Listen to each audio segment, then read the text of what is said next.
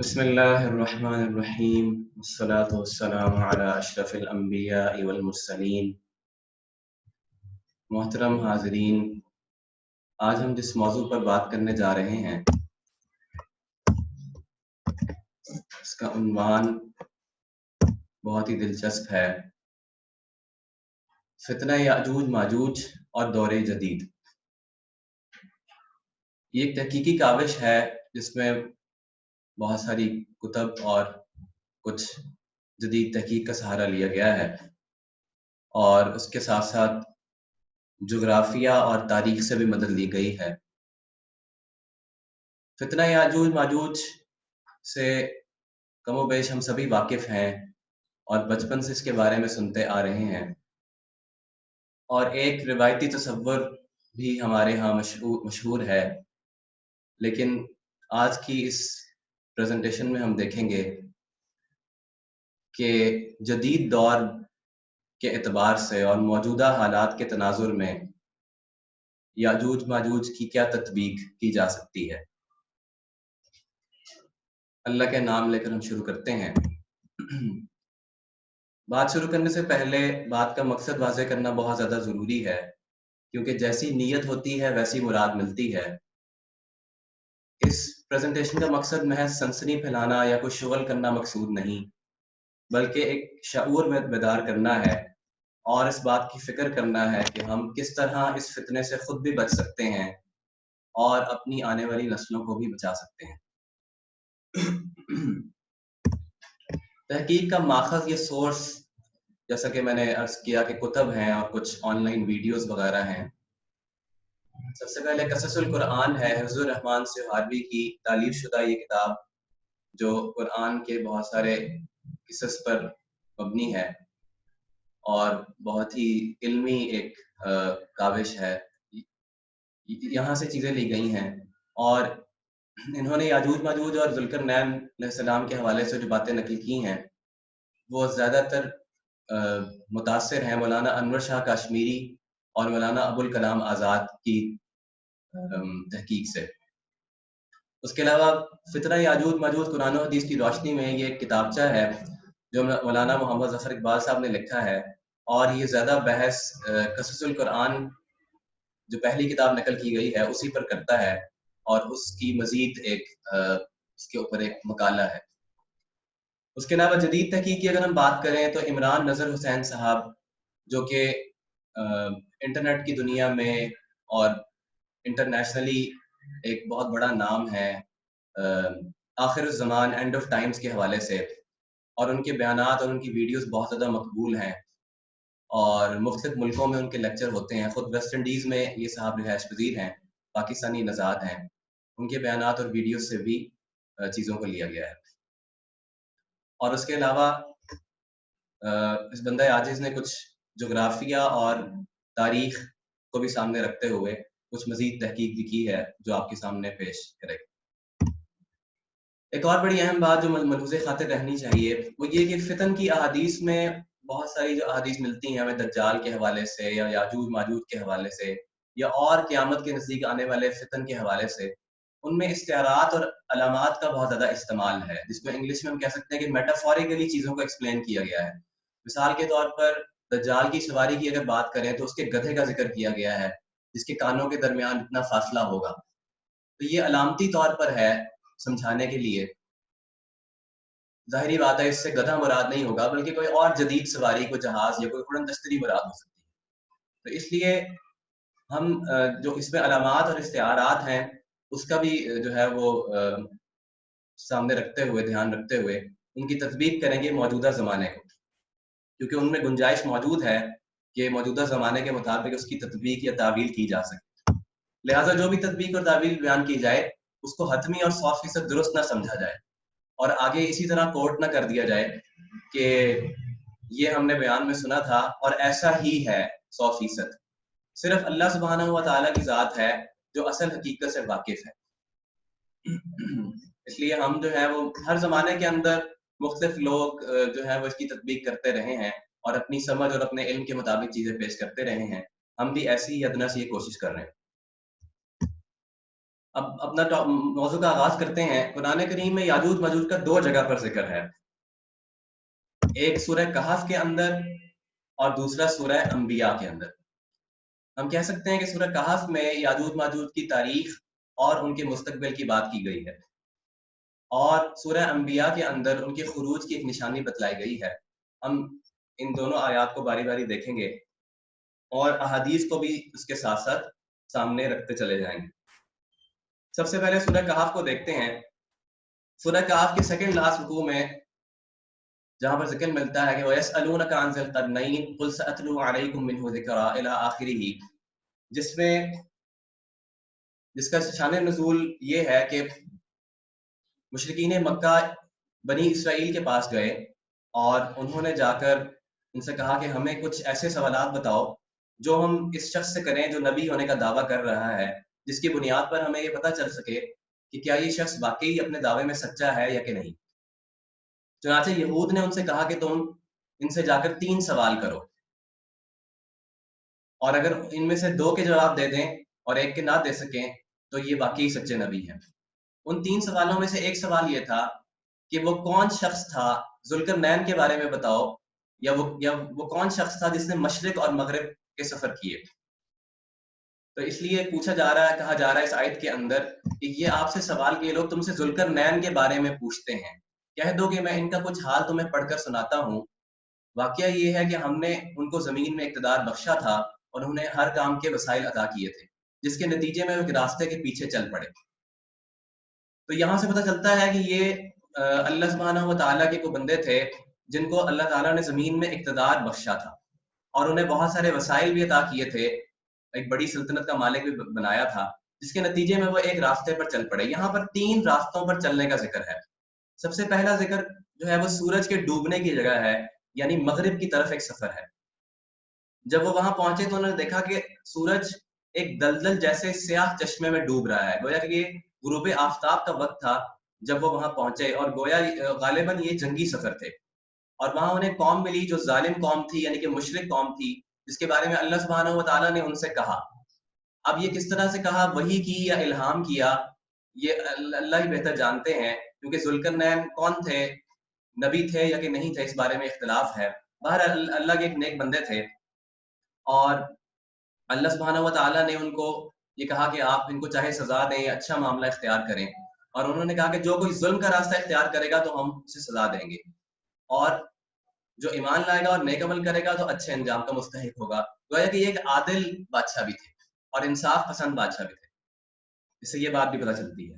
اور اس کے بعد پھر وہ ایک اور راستے کی طرف چل پڑے، یہاں تک کہ وہ سورج کے طلوع ہونے کی جگہ پر پہنچے، یعنی کہ اب مغرب سے اب وہ کہاں روانہ ہوئے، مشرق کی جانب روانہ ہوئے، اور وہاں پر انہوں نے دیکھا کہ ایک ایسی قوم ہے جو کہ بہت ہی سادہ زندگی گزار رہی ہے، کھلے میدان کے اندر، کوئی جو ہے انہوں نے تعمیر نہیں کی ہوئی تھی۔ یہاں پر قرآن نے زیادہ ذکر نہیں کیا ان کے بارے میں، اور پھر اس کے بعد وہ ایک اور راستے کی طرف چل پڑے، یعنی کہ یہاں پر مفسرین نے لکھا ہے کہ یہ راستہ شمال کی جانب ہے، یہاں شمال کا لفظ نہیں ہے، پہلے مغرب کی جانب گئے، پھر مشرق کی جانب گئے، اور پھر تیسرا راستہ جو کہ ان دونوں کے بیچ تھا اور 2 پہاڑوں کے درمیان تھا، یا 2 سد کے درمیان تھا، یہاں تک کہ وہ 2 پہاڑوں کے درمیان پہنچے۔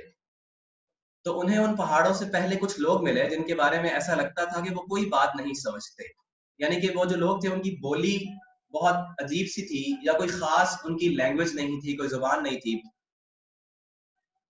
چنانچہ انہوں نے ذوالقرنین علیہ السلام کو سمجھایا یا بتایا کہ یاجوج اور ماجوج اس زمین میں فساد پھیلانے والے لوگ ہیں، تو کیا ہم آپ کو کچھ مال کی پیشکش کر سکتے ہیں جس کے بدلے آپ ہمارے اور ان کے درمیان کوئی دیوار بنا دیں۔ گویا کہ انہوں نے ٹیکس پیش کرنے کی کوشش کی کہ آپ ہمارے اور ان کے درمیان کوئی دیوار بنا دیں۔ جو جواب ذوالقرنین علیہ السلام نے دیا وہ قابل غور ہے۔ انہوں نے کہا کہ اللہ نے مجھے جو اقتدار عطا فرمایا ہے وہی میرے لیے بہتر ہے، لہذا تم لوگ طاقت سے میری مدد کرو، یعنی کہ مجھے تمہارے مال پیسے کی ضرورت نہیں ہے، تو میں تمہارے اور ان کے درمیان ایک مضبوط دیوار بنا دوں گا۔ یہ دیکھیے انہوں نے یہ نہیں کہا کہ میں ان کو سزا دوں گا جس طرح پہلے سفر کے دوران معاملہ پیش آیا، یا یہ نہیں کہا کہ میں ان کو قید میں ڈال دوں گا، حالانکہ یہ بادشاہ تھے، لہٰذا کچھ ایسا معاملہ تھا کہ ان کے درمیان ان کے ساتھ کوئی جنگی کاروائی ان پر نہیں کی جا سکتی تھی، صرف دیوار بنانے کا ذکر کیا۔ اور کہا کہ مجھے لوہے کی چادریں لا دو. یہاں تک کہ جب انہوں نے درمیانی خلا کو پارٹ کر کے دونوں پہاڑی سروں کو ایک دوسرے کے ساتھ ملا دیے. یہاں پر قرآن نے بین الصدفین کے لفظ استعمال کیے ہیں. اس کے بارے میں ہم بات کریں گے کہ پہلے دو پہاڑوں کے درمیان پہنچے تھے اور اب کس جگہ کو ملا رہے ہیں جہاں پر گویا کہ ایک درہ تھا, دو پہاڑی سرے تھے, ان کے درمیان پوری وہ لوہے کی چادر ڈال دی اور کہا کہ اب آگ دہکاؤ اور اس کو لال انگارہ کر دو, یعنی فل گرم کر دو, اور اس کے بعد پگھلا ہوا تانبا اس پر لاؤ میں انڈیلوں گا, یعنی مولٹن کاپر جس کو ہم کہتے ہیں. اور ہم جانتے ہیں کہ تانبا کہاں استعمال ہوتا ہے, جہاں پر زنگ لگنے کا اندیشہ ہو, کیونکہ لوہا جو ہے اس کو زنگ لگ جاتا ہے اور اس کو مزید مضبوط کرنے کے لیے, یا سیسا پلائی ہوئی دیوار جس کو ہم کہہ سکتے ہیں, وہ بنانے کے لیے یہ معاملہ کیا. چنانچہ وہ دیوار ایسی بن گئی کہ یاجوج ماجوج نہ اس پر چڑھنے کی طاقت رکھتے تھے اور نہ اس میں کوئی سوراخ بنا سکتے تھے.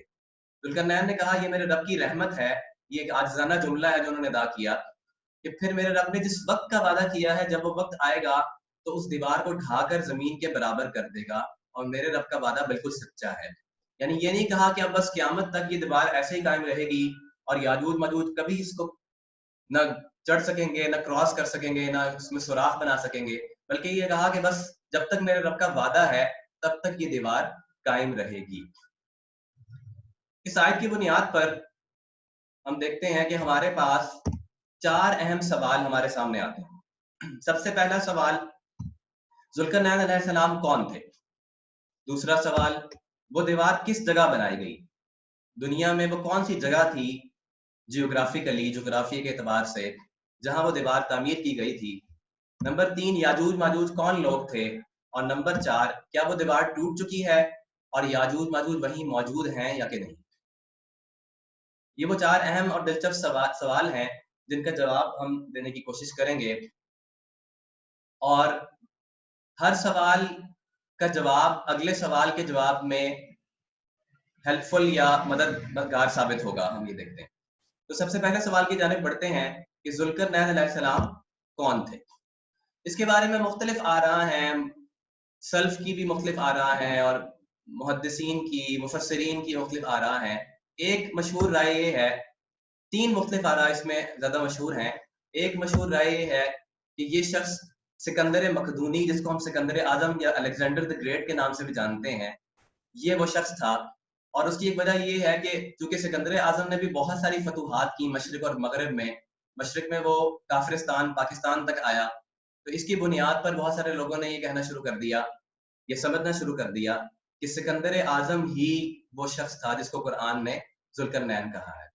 لیکن اگر ہم ذوالقرنین کی پروفائل یعنی ان کی صفات کو سامنے رکھیں جو قرآن نے بیان کی ہیں, اور اس شخص کی اگر ہم حالات زندگی کو دیکھیں اور اس کے اوصاف کو دیکھیں, تو اس سے یہ بات سمجھ میں آتی ہے کہ یہ شخص کسی بھی طرح ذوالقرنین جیسی صفات کا حامل نہیں تھا. یہ ایک ظالم بادشاہ تھا اور مشرک بادشاہ تھا. یہ اللہ کا نیک بندہ بالکل بھی نہیں تھا, اور یہ اس کی فوج خود اس سے تنگ تھی, یہاں تک کہ اپنے فوجیوں کو حکم دیا کرتا تھا کہ مجھے سجدہ کرو, اور جہاں فتوحات کرتا تھا وہاں پر بہت ظلم ڈھایا کرتا تھا. لہٰذا اس بنیاد پر یہ شخص جو ہے وہ ذوالقرنین نہیں ہو سکتا. دوسری رائے جو زیادہ اسلاف کی رائے ہے وہ یہ کہ ذوالقرنین ابراہیم علیہ السلام کا ہم اثر ایک حمیری یعنی یمنی بادشاہ تھا, جس نے غالباً ابراہیم علیہ السلام کے ساتھ بیت اللہ کا حج بھی کیا اور ان کی بہت تعظیم اور تکریم بھی کی. لیکن اس شخص کے کسی سفر کا ذکر نہیں ملتا, اور اس کی بارے میں جو روایات ہیں ان میں بہت اختلاف پایا جاتا ہے. لہٰذا یہ شخص بھی ذوالقرنین کے لیے اتنا اچھا امیدوار نہیں ہے. تیسری رائے جو سب سے زیادہ راجح قول ہے اور تاریخ کو سامنے رکھتے ہوئے بھی سب سے زیادہ قریب ترین شخصیت لگتی ہے, وہ ہے قدیم فارس کا بادشاہ سائرس, جس کو انگلش میں سائرس دی گریٹ بھی کہا جاتا ہے, عربی زبان میں کیخسرو کے نام سے, یہودیوں کے ہاں خورس کے نام سے, اور فارسی میں گورش کے نام سے مشہور ہے. اس کے ذوالقرنین ہونے کی 2-3 وجوہات ہیں. پہلی یہ کہ یہود کے ہاں اس شخص کی بہت زیادہ مقبولیت تھی اور ہے, اور اس کی کیا وجہ تھی, کیونکہ یہود کو جب بابل میں بخت النصر قید کر کے لے گیا تو وہاں سے نجات دلانے میں بھی اسی سائرس کا ہاتھ تھا. اس لیے یہود کے ہاں یہ شخص بہت زیادہ مقبول تھا. اور سوال کس نے کیا تھا؟ یہود نے. یہ سوال مشرکین مکہ کو یہود نے کرنے کے لیے کہا تھا، لہٰذا یہود اسی شخص کے بارے میں سوال کریں گے جو ان کے ہاں مقبول تھا یا جس سے وہ اچھی طرح واقف تھے۔ دوسری بات یہ کہ قرآنی کردار سے بہترین مناسبت ان کے کردار کی ہمیں ملتی ہے کہ یہ ایک عادل بادشاہ تھے، اور انہوں نے جو سفر کیے وہ سفر بھی قرآن میں بتائے گئی ڈسکرپشن کے ساتھ بہت زیادہ مناسبت رکھتے ہیں یا میچ کرتے ہیں۔ تو 3 سفروں کی تاریخ سے بھی تصدیق ہو جاتی ہے۔ آئیے اب ہم ان سفروں کو دیکھتے ہیں۔ یہ اس بات کو آگے لے کر چلتے ہوئے کہ ذوالقرنین علیہ السلام سائرس ہی تھے، جن کو سائرس دا گریٹ بھی کہا جاتا ہے۔ بنی اسرائیل یہود خاص طور پر ان کو اپنا نجات دہندہ مانتے ہیں۔ ہاں، ایک بات اور یہاں پر کرتے چلیں کہ وجہ تسمیہ کیا ہے ذوالقرنین کی۔ ذو کا مطلب بارہ اور کرنین 2 کرنوں والا۔ کرن کے 2 معنی عربی کے اندر ہوتے ہیں۔ کرن زمانے کو بھی کہا جاتا ہے، جیسا کہ حدیث کے اندر آتا ہے خیر القرون قرنی ثم الذین یلونہم ثم الذین یلونہم، کہ میرا زمانہ بہترین زمانہ ہے۔ اور کرن جو ہے وہ سینگ کو بھی کہتے ہیں، جیسا کہ ایک حدیث کے اندر کرن الشیطان کا لفظ بھی آتا ہے۔ تو ان کے بارے میں ان کی وجہ تسمیہ کہہ لیں یا ذوالقرنین اصل میں ان کا لقب تھا، اس کے بارے میں بہت سارے اقوال ہیں۔ ایک قول یہ، جیسا کہ آپ اس تصویر میں بھی دیکھ سکتے ہیں، کہ یہ ایسی ٹوپی سر پر رکھا کرتے تھے یا ایسا خول پہنا کرتے تھے جس کے اوپر 2 سینگ بنے ہوئے تھے، اس لیے ان کو ذوالقرنین کہا جاتا تھا۔ یا دوسرا یہ کہ انہوں نے اتنا لمبا زمانہ پایا کہ گویا کہ 2 زمانے مختلف پا لیے، یا انہوں نے مشرق اور مغرب 2 مختلف بڑے علاقوں کے اندر جو ہے وہ اپنی سلطنت قائم کی، اس لیے ان کو ذوالقرنین کہا جاتا ہے۔ بہرحال جو بھی وجہ تھی، ذوالقرنین ان کا لقب مشہور تھا، اور یہود کے ہاں بھی یہ مشہور تھے، اسی لیے اس لقب کے ساتھ جو ہے وہ سوال کیا گیا۔ اب ہم آگے چلتے ہیں اسی اپنی رائے کو لیتے ہوئے، جو راجے کال کو لیتے ہوئے، کہ سائرس ہی ذوالقرنین علیہ السلام تھے۔ اگلے سوال کی جانب بڑھتے ہیں۔ یہ دیکھیے سکندر اعظم اور سائرس کی تصویر آپ کے ساتھ۔ اگلے سوال سے پہلے سائرس کی سلطنت اور ذوالقرنین علیہ السلام کے 3 جنگی سفر یا 3 جو اسفار قرآن میں ذکر کیے گئے ہیں، ان کو جغرافیہ اور تاریخ کی مدد سے ہم دیکھتے ہیں۔ یہ نقشہ آپ کے سامنے ہے، جس میں Persian empire of Cyrus the great, یعنی کہ قدیم فارس جو سائرس کی سلطنت تھی، وہ نظر آ رہی ہے۔ اور آپ دیکھ سکتے ہیں کہ تقریباً 560 قبل مسیح سے لے کر 530 قبل مسیح کا یہ دور ہے، یعنی عیسیٰ علیہ السلام کی پیدائش سے تقریباً 600 سال پہلے یہ شخص جو ہے وہ موجود تھا۔ اور یہ ریاست آپ دیکھ سکتے ہیں کہ مغرب کی جانب بحیرہ اسود اور مشرق کی جانب انڈس ریور یعنی کہ انڈیا تک پھیلی ہوئی ہے۔ پہلا سفر جو انہوں نے کیا جو مغرب کی جانب ہے، وہ بلیک سی کی طرف سفر تھا، اور یہاں پر لیڈیا کی ریاست تھی جو کہ مشرکین تھے اور یونانی طرز مذہب کے پجاری تھے، اور یہی وہ سفر ہے جس پر اللہ سبحانہ و تعالیٰ نے کہا کہ آپ چاہیں تو ان کو سزا دیں اور چاہیں ان کو معاف کر دیں۔ اور یہاں پر جو قرآنی آیت جو ہم نے دیکھی کہ انہوں نے دیکھا کہ سورج ایک سیاہ دلدلی چشمے کے اندر ڈوب رہا ہے۔ آپ یہ دیکھیے کہ سیاہ دلدلی چشمہ اور بلیک سی، بحیرہ اسود کو بلیک سی کہا اسی لیے جاتا ہے کہ اس کا رنگ اس قدر سیاہ ہے کہ کشتی میں اگر آپ جا رہے ہوں تو نیچے تہ نظر نہیں آتی، اور خاص طور پر جب سورج ڈوب رہا ہوتا ہے، یہ منظر دیکھیے آپ، یہ بلیک سی میں سورج کے ڈوبنے کا منظر ہے، اور آپ دیکھ سکتے ہیں کہ سیاہ چشمہ بھی لگ رہا ہے اور دلدلی بھی لگ رہا ہے، جس کو ہم بلیک مرکیوریل واٹر بھی کہہ سکتے ہیں۔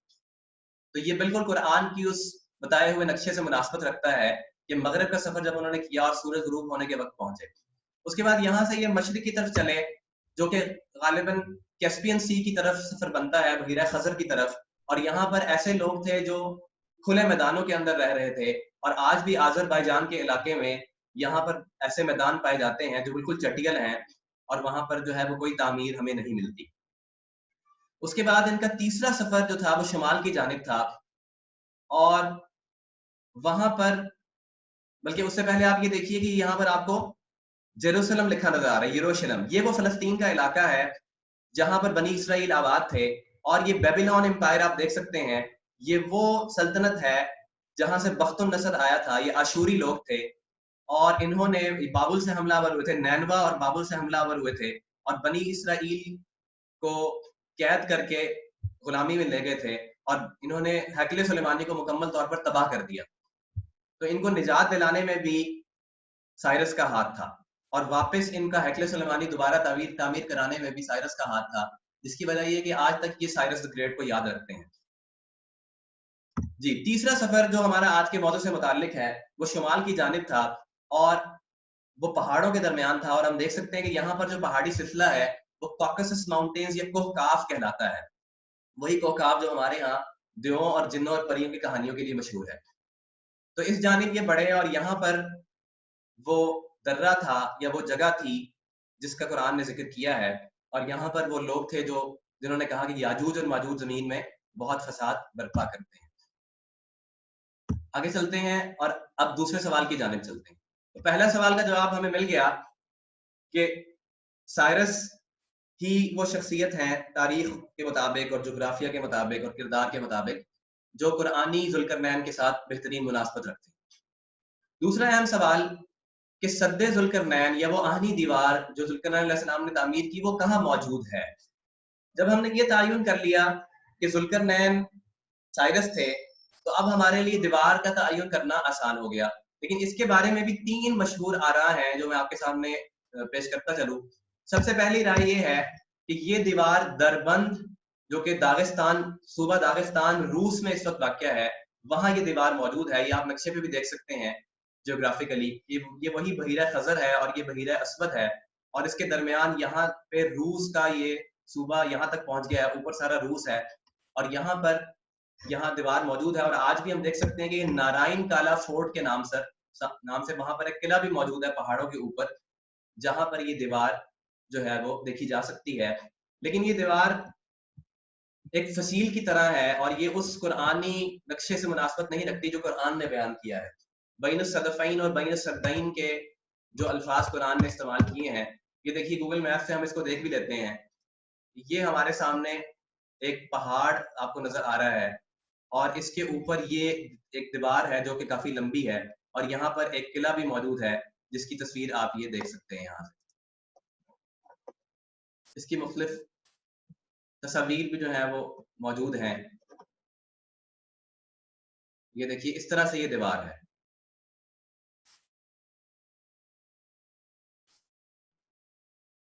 तो ये आहनी दीवार भी नहीं लगती, और दो दर्रों के दरमियान किस तरह से जो है वो मौजूद दीवार नहीं लगती। अगली मशहूर राय ये है कि गोरगान, जो कि गोलिस्तान सूबा ईरान में मौजूद है, ईरान का एक सूबा है गोलिस्तान, वहां एक दीवार मौजूद है, और वो ग्रेट वॉल ऑफ गुरगान कहलाती है। इस दीवार को सद्दे सिकंदरी या सद्दे नौशेरवा भी कहा जाता है, दीवार दिफाई गोरगान भी कहा जाता है, और गालिबन ये वो दीवार है जो अलेक्जेंडर ने तामीर की थी। क्योंकि अलेक्जेंडर ने भी दीवारें तामीर की थी, और दीवारें क्यों तामीर की जाती थी अभी इसकी तरफ हम आएंगे जब याजूज माजूज की बात करेंगे। लिहाजा यही वजह है कि अलेक्जेंडर द ग्रेट को भी लोग जो है वो जुल्करनैन कहते हैं कि दीवार उसने भी एक तामीर की थी याजूज माजूज या ऐसे किसी कबीले को रोकने के लिए। तो ये दीवार जो है ये काफी लंबी दीवार है, रेड स्नेक भी कहलाती है। अगर इसको सैटेलाइट से या देखा जाए बहुत ऊपर से, तो ये एक सुर्ख रंग की दीवार है जो सांप की तरह बल खाती हुई जाती है। तीसरी राय जो सबसे ज्यादा पुरानी नक्शे से मुनासबत रखती है वो ये कि ये दीवार या ये वो जगह जहां दीवार तामीर की गई, ये दारियाल गॉर्ज या दर्रा दारियाल है, जो इस वक्त जॉर्जिया मुल्क में मौजूद है। जॉर्जिया रशिया के साथ ही लगता है, और ये पुरानी नक्शे में आयत में बताए गए नक्शे से सबसे ज्यादा मुनासबत रखती है। कैसे रखती है अभी हम देखते हैं। पहले इन दीवारों की आप तस्वीरें देख लीजिए। जी, जो तीसरी तस्वीर आप देख रहे हैं ये बहुत पुरानी पेंटिंग है, असल तस्वीर इस वक्त मौजूद नहीं है। अगर मौजूद है तो वहां पर हमें दीवार नजर नहीं आती। तो आगे की जानिब बढ़ते हैं। दर्रा दारियाल या दारियाल गॉर्ज को हम आज और कल मुख्तलिफ तस्वीरों में देखते हैं। ये देखिए 1800 सदी ईस्वी में ये एक ब्लैक एंड व्हाइट तस्वीर है जो कि हमें नजर आ रहा है कि दो पहाड़ हैं, और उन यही कौकाफ के पहाड़ी सिलसिले में, और उनके दरमियान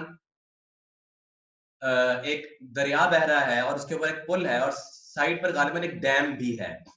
और मौजूदा अगर हम देखें तो यहाँ पर कोई जो है वो ऐसा दरिया नहीं गुजर रहा, और कोई रास्ता बंद नजर नहीं आ रहा, बल्कि इस सारी जगह पर इन पहाड़ों के दरमियान इस वक्त जॉर्जियन मिलिट्री हाईवे बन चुकी है, यानी जॉर्जिया की आर्मी या उनकी फौज की मूवमेंट के लिए, और ये रशिया की सरहद से जाकर मिलती है। तो हम देख सकते हैं कि यहाँ पर कोई दीवार के आसार अब मौजूद नहीं है। हत्ता कि 1800 सदी ईस्वी में भी दीवार के आसार उस तरह से मौजूद नहीं है। एक रास्ता जो है वो खुला नजर आता है। लेकिन इसके बारे में जो है वो राजे कॉल यही है कि यही वो जगह है जो दारियाल गॉर्ज है। और अगर हम बैन सदफैन यानी कि दो सदफों के दरमियान, सदफैन तस्निया का सीगा है, सदफ कहते हैं सीप, उस सीप को जिसके अंदर मोती होता है, जिसको इंग्लिश में हम सी शेल कह सकते हैं। तो ban सदफैन, two sides of C shell, जो कुरान ने नक्शा बयान किया है, उसके मुताबिक अगर हम इस दारियाल गॉर्ज को देखें तो ये देखिए कि बिल्कुल ये वही शक्ल बनती है कि जिस तरह दो सी शेल्स के दरमियान जो जगह होती है, गोया कि एक दर्रा था और उसके गालिबन उस दर्रे के आसपास जो पहाड़ थे वहां पर कुदरती लोहे के ज़खायर भी मौजूद थे। यही वजह थी कि ज़ुल्करनैन अलैहिस्सलाम ने कहा कि लोहे की चादरें लेकर आओ, और उसको भर दिया, लोहे की चादरों से उसको भर दिया या पाट दिया लोहे की चादरों से, यहाँ तक कि वो पहाड़ों के सिरों तक पहुंच गई। और फिर उसके ऊपर पिघला हुआ तांबा डाला और फिर कहा कि ना इसमें ये सुराख कर सकते हैं और ना इसको जो है वो नकब लगा सकते हैं इसके ऊपर, यहाँ तक कि मेरे रब का वादा ना आ जाए। तो लिहाजा दूसरे सवाल का जवाब भी हमें मिल गया, या तहकीक से हमने ये साबित किया कि दारियाल गॉर्ज, ये दर्रा दारियाल जो कि जॉर्जिया में मौजूद है, यही वो जगह है जहां पर ज़ुल्करनैन अलैहिस्सलाम ने ईसा अलैहिस्सलाम की पैदाइश से तकरीबन 500 साल पहले ये दीवार तामीर की थी। अगला सवाल जो बड़ा अहम है और दिलचस्प भी है कि याजूज माजूज कौन लोग थे। जैसे कि मैंने पहले अर्ज किया कि जैसे जैसे हम सवालों के जवाब देते चले जाएंगे, वैसे वैसे हमारे लिए उनसे अगले सवाल का जवाब देना आसान होता चला जाएगा। याजूज माजूज कौन थे? पहले दो सवालों के जवाब को हम जहन में रखते हैं कि ज़ुल्करनैन अलैहिस्सलाम किंग साइरस थे या खोरस थे, और उनकी हुकूमत जिस इलाके में थी वो भी हमने देख लिया, और जहां पर उन्होंने दीवार तामीर की वो दीवार का इलाका का भी हमने तायुन कर लिया उस जगह का कि वो दर्रा दारियाल है। तो अब हमें ये देखना होगा तारीख को सामने रख के और जोग्राफिया को सामने रख के कि दीवार के उस पार कौन सा इलाका था और वहां किस तरह के लोग आबाद थे। यानी जिस दौर में ज़ुल्करनैन अलैहिस्सलाम थे, हमारे सामने उस दौर की तारीख भी मौजूद है और उस दौर का जोग्राफिया भी मौजूद है। तो आइए हम उस जोग्राफिया को देखते हैं, उस पर नजर डालते हुए कि ये कौन सा इलाका था। हम देख सकते हैं कि ये एक बहुत बड़ा इलाका है जिसमें वो हिस्सा भी मौजूद है जो हमने अभी दारियाल गॉर्ज के लिए या साइरस की सल्तनत के वक्त देखी है। ये देखिए, ये कौकाफ का पहाड़ी सिलसिला है और ये वही बहीरा अस्वद ब्लैक सी है और ये कैस्पियन सी है, और इसके ऊपर ये इलाका मौजूद है, और ये पूरी एक पट्टी है जो कि चाइना तक चली गई है। 8000 किलोमीटर पर मबनी ये पट्टी है, और इसको ये दो बर्रे आजमों पे मुहित है, ये दो बड़े आजमों का हिस्सा इसमें शामिल है। यही वजह है कि इसको यूरेशियन स्टेप या ग्रेट स्टेप भी कहा जाता है, और हम इसको उर्दू में कह सकते हैं यूरेशिया के घास के मैदान। मशरिक से मगरब तक बर्रे आजम एशिया और यूरोप के 8000 किलोमीटर पर मुश्तमिल घास के ऐसे मैदान जिनमें कोई दरख्त न था। स्टेप असल में एक ऐसी एनवायरनमेंट या ऐसी हैबिटेट को कहते हैं जहां पर घास तो मौजूद होती है वाफिर, लेकिन कोई दरख्त या और कोई जो है वो प्लांटेशन वगैरह नहीं होती। और यहाँ पर आबो हवा इंतहाई शदीद होती है, सर्दियों में शदीद सर्दी और गर्मियों में शदीद गर्मी होती है, और यहाँ पर रहना आसान नहीं होता क्योंकि हमेशा रिहाइश वहां तैयार की जाती है या आबादियां वहीं पर जन्म लेती हैं जहां पर ठंडे पानी और मीठे पानी के चश्मे मौजूद हों, जहां पर जरखेजी हो, जहां पर काश्तकारी की जा सके। जबकि हम देख सकते हैं कि ये मैदान सिर्फ इनके अंदर घास मौजूद है, और ये यूरेशियन स्टेप या ग्रेट स्टेप कहलाता है। और इस कदर बड़ा इलाका है कि मौजूदा चीन, मंगोलिया, कजाकिस्तान, रूस, यूक्रेन, रोमानिया और हंगरी, ये इतने सारे मुल्क के बेशतर हिस्से इस इलाके में शामिल। और ये हम एक तस्वीर में भी देख सकते हैं कि ये किस तरह का इलाका था कि घास के मैदान है और सिर्फ यहाँ पर जानवरों को चराया जा सकता है और इस लाइफ स्टॉक के ऊपर जो है वो गुजारा किया जा सकता है। तो ये पता चला हमें कि ये सिर्फ एक छोटा सा इलाका नहीं था जिससे आमदोरफ्त बंद करने के लिए ज़ुल्करनैन अलैहिस्सलाम ने एक शीशा पिलाई हुई दीवार तो तामीर कर दी, लेकिन उसके अलावा कोई और रास्ता बचा नहीं। इसके बारे में अभी हम बात करते हैं। जी, अब हम चौथे सवाल की जानिब चलते हैं, बल्कि इसी सवाल का जवाब हमारा मुकम्मल नहीं हुआ। کہ याजूज माजूज कौन थे। हमने इलाके का तयन तो कर लिया, तो अब इस बात का जवाब देना और आसान हो गया कि हमें ये देखना होगा कि इस इलाके में कौन से लोग आबाद थे, ये किस तरह के लोग आबाद थे। जी, इस इलाके के अंदर यूरेशिया के बादिया नशीन या खाना बदोश वहशी कबाइल रहा करते थे, और वो इन मैदानों में कितना अरसा रहते रहे हैं, तकरीबन 900 कबल मसीह से लेकर 1400 ईस्वी तक मुख्तलिफ ऐसे खाना बदोश कबीले बसते रहे हैं जिनका दारोमदार घोड़ों को पालने और उनके जरिए मवेशियों को चलाने पर था। खाना बदोश से ये ना समझिएगा जैसे हमारे यहाँ खाना बदोश होते हैं, बल्कि ये बहुत वहशी कबाइल थे। उसकी वजह ये थी कि जैसा कि मैंने जिक्र किया कि इन घास के मैदानों में रहना आसान नहीं था इस शदीद आबो हवा के अंदर। तो यहाँ पर एक बहुत ही टफ लाइफ जो है वो गुजारने वाले लोग ही रह सकते थे, और जिनका तर्ज जिंदगी उन्होंने उसके मुताबिक ढाल लिया था। और ये लोग जो सबसे इनकी खास बात सिर्फ खाना बदोशी याजूज माजूज के साथ मुनासबत नहीं रखती, बल्कि ये बात जो अब मैं जिक्र करने लगा हूँ कि इन लोगों ने दुनिया में सबसे पहले घोड़े की पीठ पर बैठकर तीर अंदाजी में महारत हासिल की, और ये अपनी सुबह गिरफ्तारी के साथ हमला आवर होने और लूट मार करने में बेमिसाल थे। और इस कदर जबरदस्त तरीके से ये हमला आवर होते थे, इस कदर तेज रफ्तारी के साथ, बिजली की तेजी के साथ अगर कहें तो गलत ना होगा, कि बड़े बड़े सुपर पावर्स, बड़ी बड़ी तरबियत याफ्ता फौजें जो थी वो उनके हमलों के सामने आजिज थी। हालांकि उस जमाने में रोमन एम्पायर थी, उस जमाने में पर्शियन एम्पायर थी, और उस जमाने में और यूनानी हुकूमतें थी जिनके पास बड़ी तरबियत याफ्ता और असलहे से लेस फौज हुआ करती थी। लेकिन ये वहशी कबाइल जब हमला आवर होते तो इस कदर तेजी के साथ हमलावर होते और घोड़ों की पीठ पे बैठ के तीर अंदाजी करते, आग लगा देते इलाकों को, लूट मार करते, और इससे पहले कि कुछ कोई होश में आता ये गायब हो जाते वापस। यही वजह थी कि जुल्करनैन अलैहिस्सलाम ने भी ये कहा कि मैं दीवार तामीर कर देता हूँ, या उस कौम ने भी कहा कि आप बस एक बंद तामीर कर दें हमारे और इनके दरमियान। गोया कि बंद तामीर करना इन इस तरह के लोगों के लिए एक मामूल बन चुका था। यही वजह है कि अगर हम उन 3 दीवारों का जिक्र करें या उनको सामने रखें जो हमने देखी है, तो वो 3 दीवारें भी गालिबन इसी तरह के लोगों को रोकने के लिए थी। और हत्ता कि दीवारें चीन, जिसका मैंने जिक्र नहीं किया पहले, जिसके बारे में कुछ लोग कहते हैं कि दीवारें चीन भी वो एक दीवार है जो याजूज माजूज को रोकने के लिए बनाई गई थी। तो जी हाँ, वो भी एक दीवार है जो कि इन्हीं के हमलों को रोकने के लिए बनाई गई थी। तो इससे हमें ये पता लगा कि चूंकि इलाका इतना बड़ा था, 8000 किलोमीटर का इलाका जो यूरोप और एशिया 2 बड़े आजमों पे मुहित है, वहां बहुत सारे रास्ते थे आबादियों पर हमला आवर होने के लिए। और जब इतना बड़ा इलाका होता है तो वहां पर कोई एक कौम आबाद नहीं रहती। और जब हम बात कर रहे हैं बादिया नशीन कबाइल की, तो बादिया नशीन कहते ही उसको है, या खाना बदोश कहते ही उसको है, जिसका एक मुस्तकिल रिहाइश जगह ना हो, जो कि एक जगह से दूसरी जगह मूव करता रहे, आज यहाँ कल वहां, जहां चारा मिला वहां चले गए, और घोड़ों पे बैठकर ये मवेशियों को चराते थे। इसे नोमैडिक पेस्टरलिज्म भी कहते हैं, या इंग्लिश में अगर आप जानना चाहें तो हम इन्हें यूरेशियन नोमैड्स कहते हैं। अगर आप में से जो लोग इंटरनेट पे सर्च करना कर सकते हैं, यूरेशियन नोमैड्स को आप सर्च करें तो आपके सामने सारी हिस्ट्री और सारा जोग्राफिया सामने आ जाएगा कि यूरेशियन नोमैड्स कौन थे और क्या उनकी रहने सहने का तरीका था। तो ये मुख्तलिफ यानी कि मसले थी और मुख्तलिफ कबाइल थे जिनकी रंगत के अंदर भी फ़र्क था।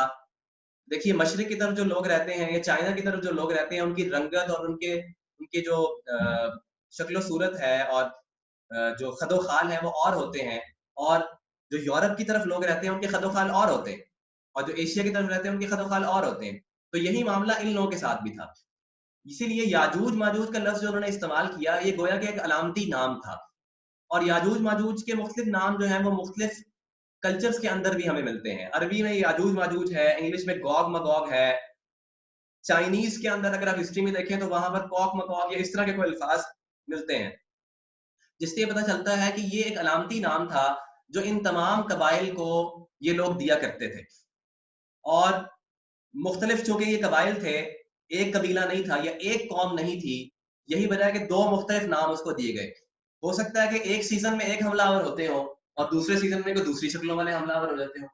इसलिए ये तयन करना भी उनके लिए मुश्किल था कि ये कौन-सी कौम है। इसलिए याजूज-माजूज का ان کو जो है वो नाम दिया गया। ये देखिए तस्वीरों में भी हम देख सकते हैं कि ये कुछ ख्यालाती तस्वीरें हैं, जैसे ये हमला कर रहे हैं लोग घोड़ों की पीठ पर बैठकर, ये एक्चुअल तस्वीरें नहीं है। और आप देख सकते हैं कि घोड़ों की पीठ पे बैठे-बैठे तीर कमान इनके हाथ में है। और उसके अलावा एक और बड़ी अहम चीज़ कि ये जो आप देख सकते हैं घोड़ों की ज़ीन और इसके ऊपर ये जो पैडल या सैडल इसको बोलते हैं, ये बनाना और ये पहनाना, ये सब भी इन्हीं लोगों ने सबसे पहले जो है वो इजाद किया। क्योंकि इनको घोड़ों पे बैठकर ये सारा काम करना था, इसलिए ज़रूरत, चूँकि इजाद की माँ होती है, इसलिए इन्होंने ये बहुत सारी चीज़ें जो हैं ये बनाई और इसके ज़रिए ये हमला आवर होते थे। तो ये वो वहशी कबाइल थे। यहाँ पर एक वज़ाहत मैं करना चाहूँगा कि जैसा कि मैं अभी ज़िक्र कर चुका हूँ कि ज़ुल्करनैन अलैहिस्सलाम ने जिस जगह तामीर की, दीवार तामीर की, वो इन कबाइल के हमलावर होने का वाहिद रास्ता नहीं था, जैसा कि जोग्राफियाई सूरत हाल से पता चलता है। लिहाजा ये तसव्वुर रखना कि याजूज माजूज उस दीवार के ज़रिए बाकी तमाम दुनिया से कट गए और उनके पास कोई और रास्ता नहीं था हमला करने का, ये दुरुस्त ना होगा। हम ये कह सकते हैं कि ज़ुल्करनैन अलैहिस्सलाम ने अपनी सल्तनत के अंदर-अंदर उनका रास्ता रोकने के लिए ये दीवार तामीर की। क्योंकि जो उनकी पर्शियन एम्पायर थी, वहाँ उन्होंने अमन फराहम करना था अपनी आवाम को, क्योंकि वो आदिल बादशाह थे। इसलिए उन्होंने वहाँ से तो इनको रोक दिया, लेकिन ये बाकी जगहों से हमला आवर होते रहे। अब हम अगले सवाल की जानिब बढ़ते हैं। 3 सवालों के जवाब हमें मिल चुके हैं कि ज़ुल्करनैन अलैहिस्सलाम किंग साइरस थे और दारियाल गॉर्ज वो जगह थी जहाँ पर उन्होंने वो दीवार तामीर की, और यूरेशिया के ये बद्दू या बादिया नशीन कबाइल, वहशी कबाइल याजूज माजूज थे, जो आबादियों पर हमलावर किया करते थे और बादशाह इनको रोकने के लिए मुख्तलिफ सद और मुख्तलिफ बंद और दीवारें तामीर किया करते थे। ये यूरेशिया के चंद मशहूर कबाइल को भी हम देख लेते हैं। ये इनके नाम हैं, जिनमें से कुछ नाम से हम वाकिफ भी हैं। सीथियन सबसे पहले कबीले थे, इसलिए इनको हिफ्जुर रहमान सोहारवी साहब ने, मौलाना अनवर शाह कश्मीरी साहब ने इनको सीथियन कबाइल करार दे दिए। लेकिन सीथियन सिर्फ इनका नाम नहीं था, क्योंकि सीथियन तो इनका आप समझिए कि पहला कबीला कह सकते हैं हम उसको, जो कि उस वक्त ज़ुल्करनैन अलैहिस्सलाम के दौर में था। और सार्मेशियन, उसके बाद मुख्तलिफ किस्म की इनके अंदर, चूंकि इनकी आपस में भी लड़ाइयाँ होती रहती थी, ये बात भी सामने रखें। इनके अंदर मुख्तलिफ कबाइल जो है वो ताकत हासिल करते रहते थे। एक ज़माने के अंदर एक कबीला की अगर असर रसूख है, तो फिर उनकी आपस में लड़ाइयों के बाद दूसरा जो है वो ताकत पकड़ गया। क्योंकि ये, अगर हम इनका ज़माना देखें तो तकरीबन ये 2000 साल का ज़माना बनता है। 900 कबले मसीह से लेकर जो आखिरी एम्पायर है वो 1300-1400 ईस्वी तक रही है। तो सीथियन कबाइल, सार्मेशियन, हंस जो यूरोप पे जिन्होंने अटैक किया, व्हाइट हंस, ब्लैक हंस, चाइना में भी अटैक करते रहे, बल्गर्स, खजर जिनका हम जिक्र करेंगे आगे चल के, और उगयूर और मंगोल और सुल्जूक और कजाक, इनके अंदर जो है वो कुछ मुसलमान भी हो गए, जैसे सल्जूक कौम के अंदर लोग मुसलमान हुए, मंगोल में लोग मुसलमान हुए। जो लोग मुसलमान हो गए वो तो डेफिनेटली दायरा इस्लाम के अंदर दाखिल हो गए। अब हम उनको याजूज मजूद नहीं कह सकते। तो ये मैंने कुछ कबाइल के नाम लिखे हैं और बहुत सारे नाम हैं, और इस तस्वीर से हम देख सकते हैं कि ये किस तरह से आबादियों पर हमला आवर होते रहे हैं। और फिर अभी हम आगे चल के देखेंगे कि ये सिर्फ अपने इलाके तक महदूद नहीं रहे, फिर इन्होंने इलाकों पर कब्जा भी करना शुरू कर दिया जब इनकी ताकत जो है वो बहुत ज्यादा बढ़ी और आबादी बहुत ज्यादा बढ़ी। उससे हमें अगले सवाल का जवाब भी मिल जाएगा। और एक और बात जो बड़ी अहम है कि हदीस नबी सल्लल्लाहु अलैहि वसल्लम में याजूज माजूज की नस्ल का जो जिक्र मिलता है कि नूह अलैहि सलाम के बेटे याफिस की औलाद में से होंगे, वो भी इस बात की तस्दीक करती है जो अभी मैंने आपके सामने पेश की। हम जानते हैं कि नूह अलैहि सलाम के 3 बेटे थे, हाम, साम और याफिस। हाम हबशियुन नस्ल थे और साम अरबियन नस्ल थे, और याफिस तुर्कियन नस्ल या कॉकेशियंस जिनको हम कह सकते हैं। दुनिया में जितने गोरे हैं या कॉकेशियंस जिनको कहा जाता है, वो याफिस की औलाद में से हैं। और ये कबाइल जो खाना बदोश कबाइल है यूरेशिया के, ये भी याफिस ही की नस्ल है, जो जिससे वो हदीस भी कंफर्म होती है कि याजूज माजूज याफिस की नस्ल में से होंगे। तो यहाँ से ये बात भी वाज़ेह हो जाती है कि याजूज माजूज कोई अजीबुल खलकत किस्म की या कोई देवई किस्म की या जन्नाती किस्म की मखलूक नहीं है, बल्कि इंसान ही है। सिर्फ उनका तर्ज जिंदगी और गैर फितरी तर्ज जिंदगी और फसाद फैलाना जमीन के अंदर की वजह से वो जो है वो उनको बहुत खतरनाक तस्वुर किए जाते थे। और इनकी शक्लों और खाने पीने के बारे में जो रिवायत मिलती हैं उनमें ज़ौफ़ पाया जाता है, लिहाजा हम उनके बारे में बात नहीं करें। आखिरी सवाल जो बहुत ज्यादा अहम है कि क्या वो दीवार टूट चुकी है? یہ سب اس کو ہم برننگ کوسچن کہہ سکتے ہیں. اگر ہم اب تک کی اپنی تحقیق کو سامنے رکھیں اور جغرافیہ کو سامنے رکھیں اور تاریخ کو سامنے رکھیں تو ہمیں وہاں پر کوئی دیوار نظر نہیں آتی. اگر داریال گورج یا درہ داریال ہی وہ جگہ ہے جہاں پر یہ دیوار تعمیر کی گئی تھی تو ہم واضح طور پر دیکھ سکتے ہیں کہ وہاں پر تو اب سڑک گزر رہی ہے. اور یہ قبائل جو ہیں یہ کہاں موجود ہیں ان کے بارے میں بات کرتے ہیں. تو دیوار ٹوٹنے کی طرف صحیح حدیث میں ایک اشارہ بھی ملتا ہے. اور ایک اور مشہور ضعیف روایت ہے جس کی میں بات کروں گا. پہلے ہم اس صحیح حدیث کو دیکھتے ہیں جس میں دیوار ٹوٹنے کی طرف اشارہ ملتا ہے. یہ بخاری مسلم ترمذی اور ابن ماجہ کی حدیث ہے. حضرت زینب بنت جہش رضی اللہ عنہا فرماتی ہیں کہ ایک دن حضور صلی اللہ علیہ وسلم نیند سے بیدار ہوئے تو آپ کا چہرہ مبارک سرخ ہو رہا تھا اور آپ کی زبان پر یہ الفاظ جاری تھے لا الہ الا اللہ. اہل عرب کے لیے قریب آنے والے شر میں بڑی ہلاکت ہے. آج یاجوج ماجوج کی دیوار میں اتنا بڑا سوراخ ہو گیا ہے. اور سفیان نے انگلی بند کر کے دکھائی. کسی نے پوچھا کہ نیک لوگوں کی موجودگی میں بھی کیا ہم ہلاک ہو سکتے ہیں؟ فرمایا ہاں جب گندگی بڑھ جائے. اس حدیث کی مختلف جو ہے وہ محدثین نے تشریحات بیان کی ہیں. بہرحال یہاں سے یہ بات واضح ہے کہ دیوار کے اندر سوراخ علامتی طور پر بتایا گیا کہ اتنا ہو گیا, یہ واقعی لٹرل سینس کے اندر اتنا ہی سوراخ تھا. یہ اس بات کی طرف اشارہ تھا کہ دیوار ٹوٹنے کا وقت قریب آ گیا ہے. وہ وعدہ جس کا ذکر ذوالقرنین علیہ السلام نے کیا کہ جب میرے رب کا وعدہ آئے گا تو وہ دیوار کو جو ہے وہ برابر کر دے گا, یہ ڈھا دے گا. تو گویا کہ وہ وعدہ جو ہے وہ قریب آنا شروع ہو گیا تھا حضور علیہ السلام کی زندگی میں ہی. اور اس دیوار کی ٹوٹنے سے اہل عرب پر کوئی بڑا شر آنا تھا اس کے بارے میں محدثین نے کہا کہ ضروری نہیں ہے. کچھ نے کہا کہ نہیں, وہ ایک علامت تھی کہ اب بہت سارے فتنے آئیں گے اور جو ہے وہ اہل عرب بھی ان فطروں کا شکار ہوں گے. لیکن کچھ نے کہا کہ نہیں, اس دیوار سے کہ ٹوٹنے سے ہی ان کے اوپر ایک فتنہ آنا تھا. اس لیے کچھ محدثین نے کہا کہ منگولوں نے جو حملہ کیا تھا تاتاریوں نے اور جو ہے وہ بہت برا حشر کیا تھا بغداد کے اندر, یہ وہ فتنہ مراد ہے. لیکن اس کی اور بھی جو ہے تطبیق کی جا سکتی ہے جدید دور کے مطابق بھی, جس کو ہم آگے چل کے دیکھیں. تو اس سے یہ پتہ لگا کہ دیوار ٹوٹنا جو ہے وہ بعید القیاس نہیں ہے. دیوار ٹوٹنے کے بارے میں حدیث میں اس وقت ہی اشارہ کر دیا گیا تھا, لہذا دیوار کے ٹوٹنے کا عمل اسی وقت شروع ہو گیا تھا. اور ایک مشہور ضعیف روایت جو کہ ابن کثیر رحمہ اللہ نے بھی ذکر کی ہے کہ جو یاجوج ماجوج ہیں وہ روز دیوار کو چاٹتے ہیں یا توڑنے کی کوشش کرتے ہیں اور انشاءاللہ کہنا بھول جاتے ہیں, اور جس دن وہ انشاءاللہ کہیں گے اس دن دیوار ٹوٹ جائے گی. یہ ایک ضعیف روایت ہے اور محدثین نے اس کی جو ہے وہ بیماری کو اور ضعف کو جو ہے وہ بیان کیا, لہٰذا ہم اس روایت کو نہیں لیں گے. اب یہاں پر ایک اور اہم سوال بھی ہے کہ اگر دیوار پہلے ہی ٹوٹ گئی تو پھر یاجوج ماجوج قیامت کے نزدیک کیسے آئیں گے؟ قیامت کے نزدیک والی حدیث کی ہم بات کریں گے تو قیامت کے نزدیک یہ بات تو طے ہے کہ اللہ کے نبی صلی اللہ علیہ وسلم نے جو بات ارشاد فرمائی کہ حضرت عیسیٰ علیہ السلام کی آمد کے بعد یاجوج ماجوج کا حملہ ہوگا ایک بہت بڑا, تو وہ قیامت کے نزدیک ان سب کا مل کر حملہ ہوگا.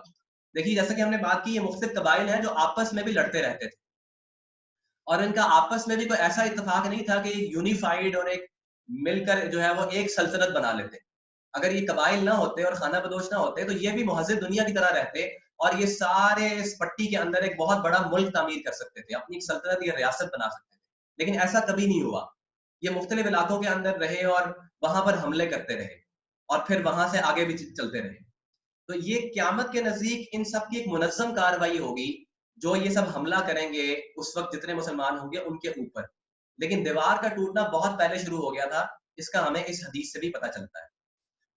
اب اگلے سوال کی طرف چلتے ہیں کہ اگر دیوار ٹوٹ چکی ہے تو یاجوج ماجوج کہاں ہیں؟ یہ ایک بہت ہی کیا کہنا چاہیے کنفیوزنگ قسم کا کوسچن ہے, دماغ کو ہلا دینے والا کوسچن ہے اور اس کا کوئی حتمی جواب دینا بہت زیادہ مشکل ہے. لیکن ہم اتنا کر سکتے ہیں کیونکہ اب تک ہم تاریخ اور جغرافیہ کو بھی سامنے رکھ رہے ہیں قرآن و حدیث کے ساتھ, کہ ہم تاریخ کے اوراق کو پلٹ کر دیکھیں کہ وہ قبائل آخر کہاں چلے گئے. وہ قبائل جن کا میں نے ذکر کیا ہے یوریشین نومیڈز, یہ یوریشیا کے وہ خانہ بدوش قبائل, وہ کہاں چلے گئے؟ اگر وہ واقعی دیوار کے پیچھے ہیں تو انہیں اس وقت بھی موجود ہونا چاہیے. اس وقت تو جو ہے وہ نقشہ ہمارے سامنے ہے پوری دنیا کا.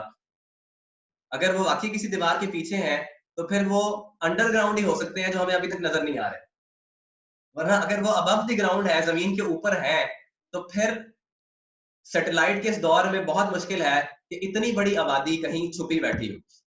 याजूज माजूज के कबाइल कहाँ चले गए, तारीख से देखते हैं। उससे पहले इब्ने खुल्दून का मैं एक उसूल बयान करना चाहूंगा। इब्ने खुल्दून एक बहुत बड़े मौलवी गुजरे हैं और उन्होंने अपनी तारीख की किताबों के मुकदमे में एक बात जिक्र की है कि कौमें और किस तरह से जो है वो आबादियां जन्म लेती हैं या सिविलाइजेशंस किस तरह से वजूद में आती हैं कि जरखेज इलाके जहां पर पानी मौजूद होता है, सब्जा और ये सब चीजें मौजूद होती हैं, वहां पर जब कौमें रह रही होती हैं तो उन पर बंजर इलाकों से और इस तरह के बादिया नशीन किस्म की वहशी किस्म के कबाइल या इस तरह के लोग हमला आवर होते रहे हैं और वो हमला करके वहां पर उनको उस इलाके को कब्जे में कर लेते थे और खुद वहां पर जो है वो सेटल हो जाते थे, यानी कि नशीनी इख्तियार कर लेते थे, रहना सहना शुरू कर देते थे। और कुछ अरसे बाद जब वो मुतमद्दन हो जाते थे, तहजीब याफ्ता हो जाते थे, तो फिर शुमाल से ऐसे इलाकों से और लोग हमलावर होते थे जो फिर यही काम करते थे। लिहाजा ये एक साइकिल जो है वो चलता रहता था। तो ऐसा हम देखते हैं कि तारीख में बहुत सारे जो है वो कौमों के साथ हुआ कि जो आई ऊपर से शुमाल की जानिब से उन्होंने हमला किया, उस जरखेज इलाके में अपना मस्कन बना लिया और उसके बाद जब वो मुतमद्दन हो गए तो उनके अंदर वैसा इत्तेहाद और असलियत बाकी ना रही और फिर कबाइलों ने हमला किया और फिर जो है वो वही साइकिल और वो चक्कर जो है वो चलता रहा। तो इसी तरह यही हाल जो है वो इन याजूज माजूज के कबाइल का भी रहा है। ये यूरेशिया के बादिया नशीन कबाइल भी यूरोप, मशरक़ वस्ता, वस्ती एशिया, रूस और मशरक़ी एशिया पे हमलावर होते रहे और आहिस्ता आहिस्ता उन्हीं में जम हो गए। ये हिस्ट्री उठाकर आप देख सकते हैं कि जिन कबाइल का मैंने जिक्र किया, हंस हैं या मंगोल्स हैं या सल्जूक हैं या कजाक हैं, ये कबाइल अब मुख्तलिफ इलाकों के अंदर जम हो चुके हैं। अब इनका अलहदा से आज इन कबाइल का कोई वजूद बाकी नहीं रहा, बल्कि अब ये तहजीब याफ्ता कौमों और मुल्कों में इस तरह जम हो गए हैं, इस तरह मदगम हो चुके हैं कि इन लोगों की अलहदा से शनाख्त करना जो है वो मुमकिन नहीं रहा। आप अगर तारीख उठाकर देखें तो चाइना के अंदर भी हंस ने अटैक किया और रूस यूरोप के अंदर बहुत बड़ा अटैक है हंस का जो जो तकरीबन 5वीं सदी 6ठी सदी ईस्वी में हुआ और जो है वो यूरोप का बहुत बुरा हाल इन्होंने किया और रशिया के अंदर और फिर मंगोल जब उठे 1200 सदी ईस्वी के करीब तो उन्होंने कैसे जो है वो तूफान बर्पा करना शुरू किया और जो हाल उन्होंने बगदाद वगैरह से किया और फिर बहुत बड़े इलाके पर उन्होंने कब्जा किया और उसके बाद फिर आहिस्ता आहिस्ता उनमें से कुछ लोग मुसलमान हो गए, यानी कि कुछ लोग यानी कि मुख्तलिफ मजहबों के अंदर और मुख्तलिफ कौमों के अंदर और उनके कल्चर के अंदर ये जम होते चले गए। इनके अपने कल्चर का एक असर भी हुआ उन कौमों के ऊपर और दुनिया में तब्दीली भी आई इनके जम होने से, यानी जो इनका गैर फितरी और फसाद फैलाने का जो तर्ज जिंदगी था वो इन कौमों के अंदर फिर फैलता चला गया। यही वजह है कि अनवर शाह कश्मीरी रहमहुल्लाह ने और इस तरह के कुछ उलमा ने ये कहा कि रूस और बरतानिया के लोग जो है वो याजूज माजूज है, लिहाजा ये कहना जो है वो दुरुस्त ना होगा। हम किसी एक मुल्क पर या किसी एक कौम पर इसको महमूल अब नहीं कर सकते।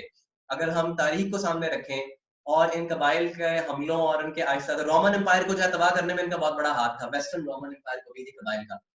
तो ये जो है वो इस तरह से जम हो गए हैं कि अब ये कहना बहुत ज्यादा मुश्किल हो चुका है कि ये कौन सा कबीला है या कहाँ मौजूद है। आगे चलते हैं। एक और बड़ी अहम और अजीब हदीस जो हजरत अबू सईद खुदरी रहमहुल्लाह से बुखारी मुस्लिम में मरवी है, वो हदीस क्या है कि अल्लाह के नबी ने इरशाद फरमाया कि क़यामत के दिन अल्लाह ताला हजरत आदम अलैहिस्सलाम से मुखातिब होकर फरमाएंगे कि ए आदम, वो अर्ज करेंगे लब्बैक व सअदैक, और अल्लाह ताला फरमाएंगे कि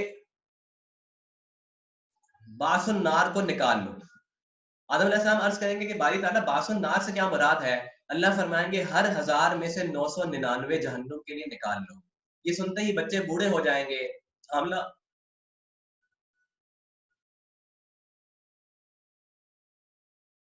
और लोग मदहोश दिखाई देंगे, हालांकि मदहोश ना होंगे, लेकिन हकीकत ये है कि अल्लाह का अजाब बहुत सख्त है। सहाबा किराम रिज़वानुल्लाहि अलैहिम अजमईन ने अर्ज किया, या रसूल अल्लाह, वो एक निजात पाने वाला हम में से कौन होगा? फरमाया, खुश हो जाओगे, वो एक तुम ही में से होगा, बाकी 1000 याजूज माजूज में से होंगे। फिर फरमाया, उस जात की कसम जिसके कब्जे में मेरी जान है, मुझे उम्मीद है कि तुम लोग तादाद में अहले जन्नत का चौथाई हिस्सा होगे। ये सुनकर हमने नारे तकबीर बुलंद किया। हदीस इससे आगे भी चलती है। तो ये देखिए कि ये इससे क्या पता चलता है कि याजूज माजूज दुनिया की बेशतर आबादी का हिस्सा होंगे। اس سے اس تصور کی تردید ہوتی ہے کہ یاجوج ماجوج باقی تمام آبادی سے کٹ کر ایک دیوار کے پیچھے. اب یہ دیکھیے کہ اگر ہر 10 میں سے 9 یاجوج ماجوج ہوں گے قیامت آنے تک، تو 99% یا 90% آبادی دنیا کی یاجوج ماجوج ہوگی. یعنی دنیا میں اب تک جتنے انسان آئیں گے ان میں کثیر تعداد یاجوج ماجوج کی ہوگی. اگر ہم اسی تصور کے پیچھے چلیں تو وہ اس حدیث کے مطابق بھی سمجھ میں نہیں آتا کہ اتنی بڑی آبادی جو 90% ہے دنیا کے کھربوں انسان جو اب تک جنہوں نے آنا ہے، اور وہ ایک دیوار کے پیچھے ہی ہے، نہ ان تک کوئی انبیاء کی دعوت پہنچی، نہ ان تک کوئی اور مہذب دنیا کا پیغام پہنچا، تو ان کو تو مکلف بھی نہیں ٹھہرایا جانا چاہیے. اور وہ کس طرح سے جو ہے وہ گزارا کر رہے ہیں اپنا وہاں پر. اتنی بڑی آبادی بغیر ریسورسز کے اتنا عرصہ زندہ رہ نہیں سکتی. تو یہ ایک ایسی چیز ہے جو سمجھ میں نہیں آتی. لہٰذا یہ بات زیادہ قریب کیا لگتی ہے کہ یاجوج ماجوج یہی قبائل تھے اور یہ آبادیوں کے اندر مکس ہو گئے، اور اب جدید قومیں اور خاص طور پر مغربی اقوام اور غیر مسلم اقوام اور وہ اقوام جو کہ ایک لادینیت کی زندگی گزار رہی ہیں، جو کہ غیر فطری طرز زندگی کے اوپر آ چکے ہیں، جو اپنے مذاہب کو بھی چھوڑ چکے ہیں اور دہریے ہو چکے ہیں اور بالکل لبرل یا سیکولر زندگی گزار رہے ہیں، جو مذہب کو نہیں مانتے، وہ گویا کہ اب یاجوج ماجوج کی نسل میں سے ہیں یا یاجوج ماجوج کا حصہ بن چکے ہیں. اب ہم اگلے حصے کی طرف چلتے ہیں. جیسا کہ پہلے ذکر کیا تھا کہ قرآن میں 2 جگہ یاجوج ماجوج کا تذکرہ ہے. پہلا تذکرہ سورہ کہف کے اندر ہے جہاں ان کی تاریخ کے بارے میں بتایا گیا کہ کیسے دیوار تعمیر ہوئی، اور پھر مستقبل کے بارے میں بھی کچھ بتایا گیا کہ کیسے وہ دیوار ٹوٹے گی. دوسرا ذکر سورہ انبیاء کے اندر ہے جہاں فرمایا کہ وَحَرَامٌ عَلَىٰ قَرْيَةٍ أَهْلَكْنَاهَا أَنَّهُمْ لَا يَرْجِعُونَ حَتَّىٰ إِذَا فُتِحَتْ يَأْجُوجُ وَمَأْجُوجُ وَهُم مِّن كُلِّ حَدَبٍ يَنْسِلُونَ، کہ ہم نے ہر بستی کو ہلاک کرنے کے بعد اس پر حرام کر دیا کہ وہ کبھی واپس نہیں لوٹیں گے یہاں تک کہ یاجوج ماجوج نہ کھول دیے جائیں اور وہ ہر بلندی سے پھسلتے ہوئے آئیں گے. اس آیت کی ایک عمومی تفسیر میں پہلے بیان کروں گا، وہ یہ کہ یہ آیت میں چونکہ قریہ نکرہ استعمال ہوا ہے، یہاں پر قرآنی ترجمے کے طالبات بھی بیٹھی ہیں، وہ سمجھتی ہیں نکرہ اور معرفہ کا فرق. لہٰذا جمہور مفسرین کی رائے میں یہ آیت، اس آیت میں قریہ سے مراد ہر وہ بستی ہے جو ہلاک ہو چکی ہے، جس کو اللہ سبحانہ و تعالیٰ ہلاک کر چکے ہیں، کہ اب وہ لوگ جو اس دنیا سے چلے گئے وہ کبھی واپس نہیں آئیں گے یہاں تک کہ یاجوج ماجوج نہ کھول دیے جائیں، کیونکہ یاجوج ماجوج قیامت کے بالکل قریب کی نشانی ہوگی ان کا آنا، اور وہ ہر بلندی سے اس وقت پھسلتے ہوئے آئیں گے جیسا کہ حدیث کے اندر بھی ملتا ہے. لیکن اس کی ایک اور تفسیر ہے جو کہ صرف جدید محققین نے کی ہے، جس کے بارے میں کچھ اشکالات بھی ہیں جو میں آخر میں بیان کروں گا. یہاں پر اب صرف میں جدید محققین کی بات کروں گا اس تفسیر میں، یہ بات ملحوظ خاطر رکھیں. جیسا کہ شروع میں ذکر کیا تھا کہ عمران نظر حسین صاحب جو ایک اینڈ آف ٹائمز یا آخر الزمان کے حوالے سے اس موضوع پر ایک جو ہے وہ ایک طرح سے انٹرنیٹ کی دنیا میں یا انٹرنیشنلی اتھارٹی کا درجہ رکھتے ہیں، ان کی جو ہے یہ تحقیق ہے یا تطبیق ہے جو میں آپ کے سامنے اب بیان کرنے جا رہا ہوں، جو کہ بہت زیادہ دلچسپی ہے. وہ کہتے ہیں کہ اس سے مراد ایک خاص بستی ہے، اس سے مراد ہر بستی نہیں ہے.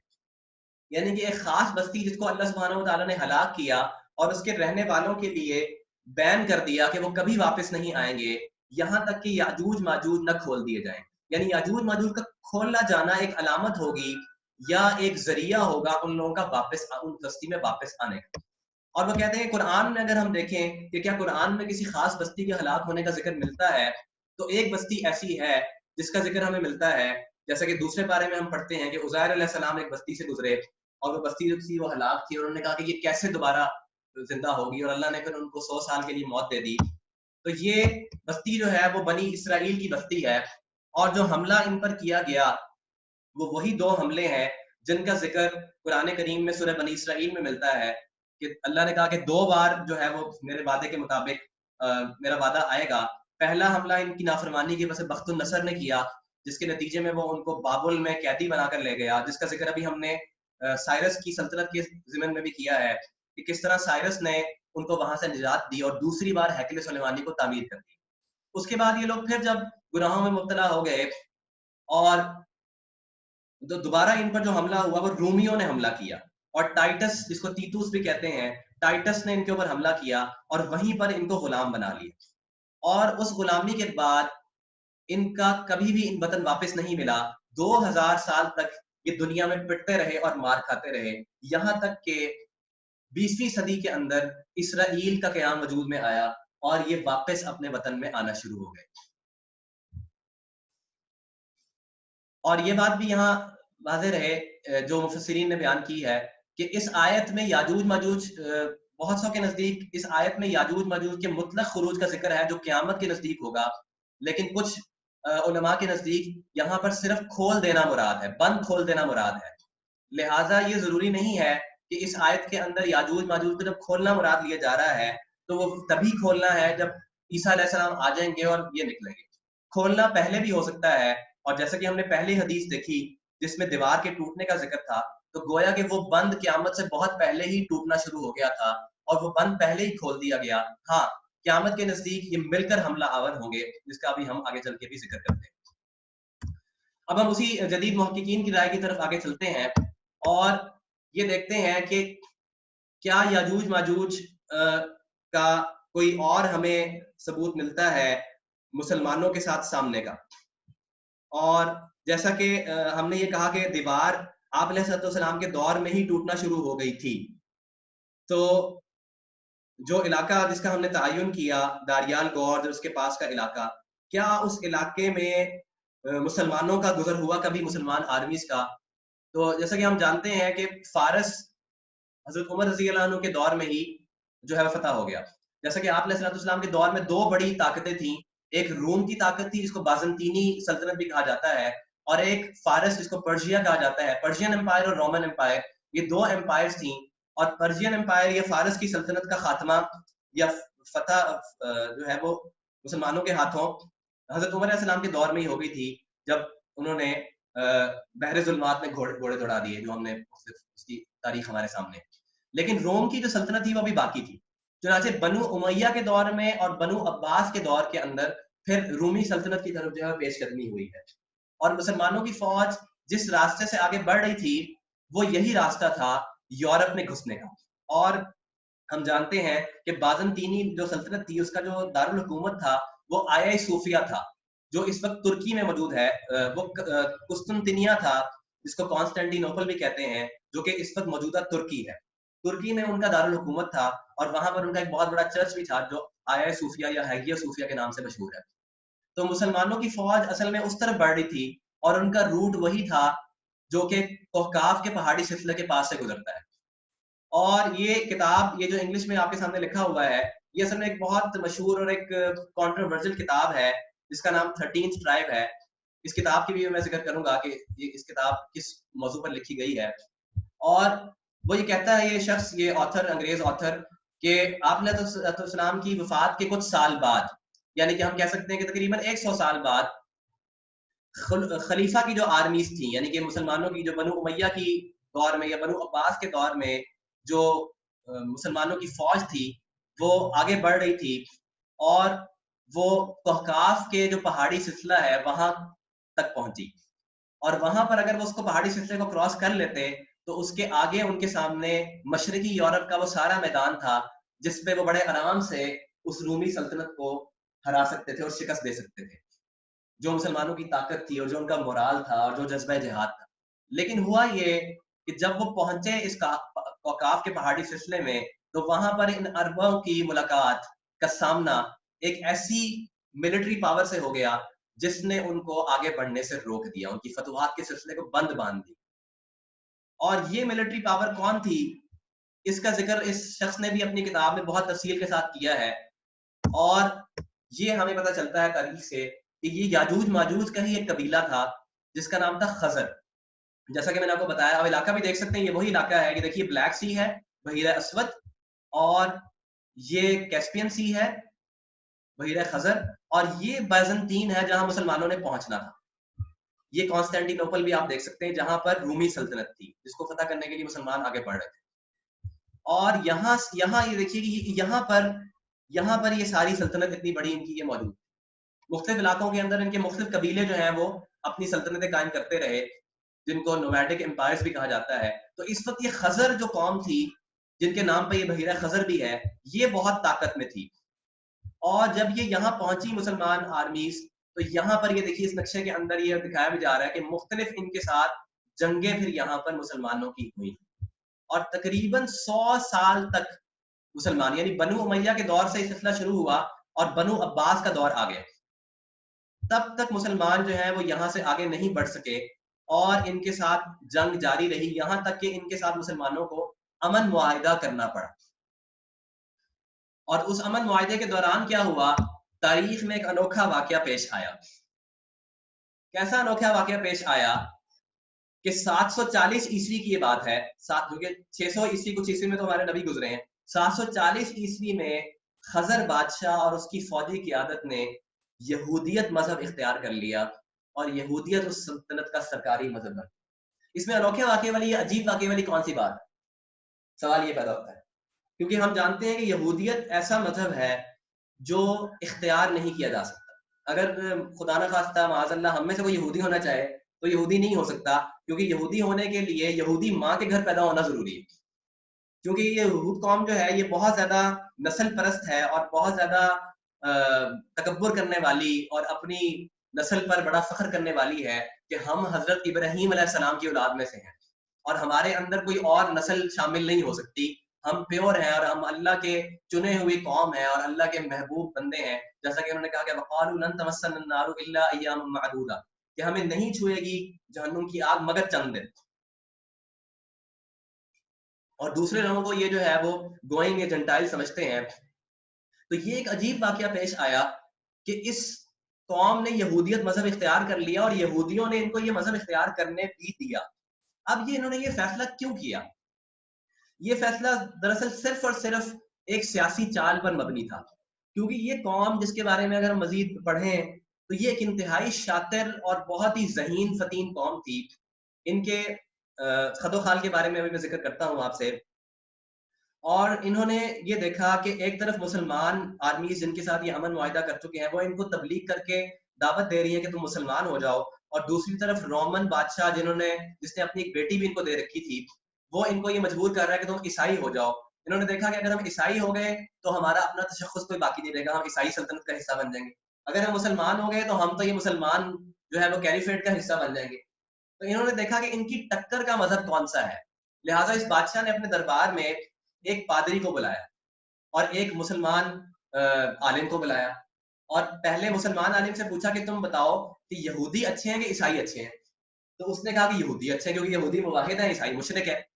پھر عیسائی سے پوچھا کہ یہ بتاؤ کہ یہودی اچھے ہیں کہ مسلمان اچھے ہیں, تو اس نے کہا کہ یہودی زیادہ اچھے ہیں. چنانچہ دونوں نے جب یہودیوں کے حق میں فیصلہ دیا تو اس شخص نے یہ کہا کہ ہم یہودیت اختیار کرتے ہیں. اس کی فوجی قیادت نے اور سب نے مل کر اعلان کر دیا کہ آج سے یہودیت جو ہے وہ ہمارا مذہب ہے.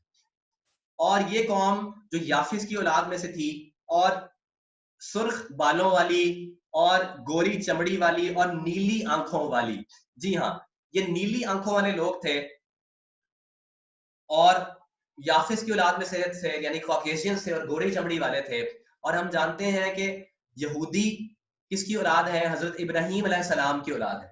حضرت ابراہیم علیہ السلام کے دو بیٹے تھے جن سے بنی اسرائیل اور بنی اسماعیل چلی, اسماعیل علیہ السلام کی اولاد اور اسحاق علیہ السلام کی اولاد. تو اس ابراہیم علیہ السلام جو کہ سام کی اولاد میں سے تھے, اور سام گورے نہیں تھے, گوری چمڑی والے نہیں تھے, جیسا کہ پہلے ذکر. سام عربی اور نسل جن کو ہم کہہ سکتے ہیں, گندمی رنگت یا کچھ صاف رنگت ہم کہہ سکتے ہیں, اس کو گوری رنگت ہم نہیں کہہ سکتے.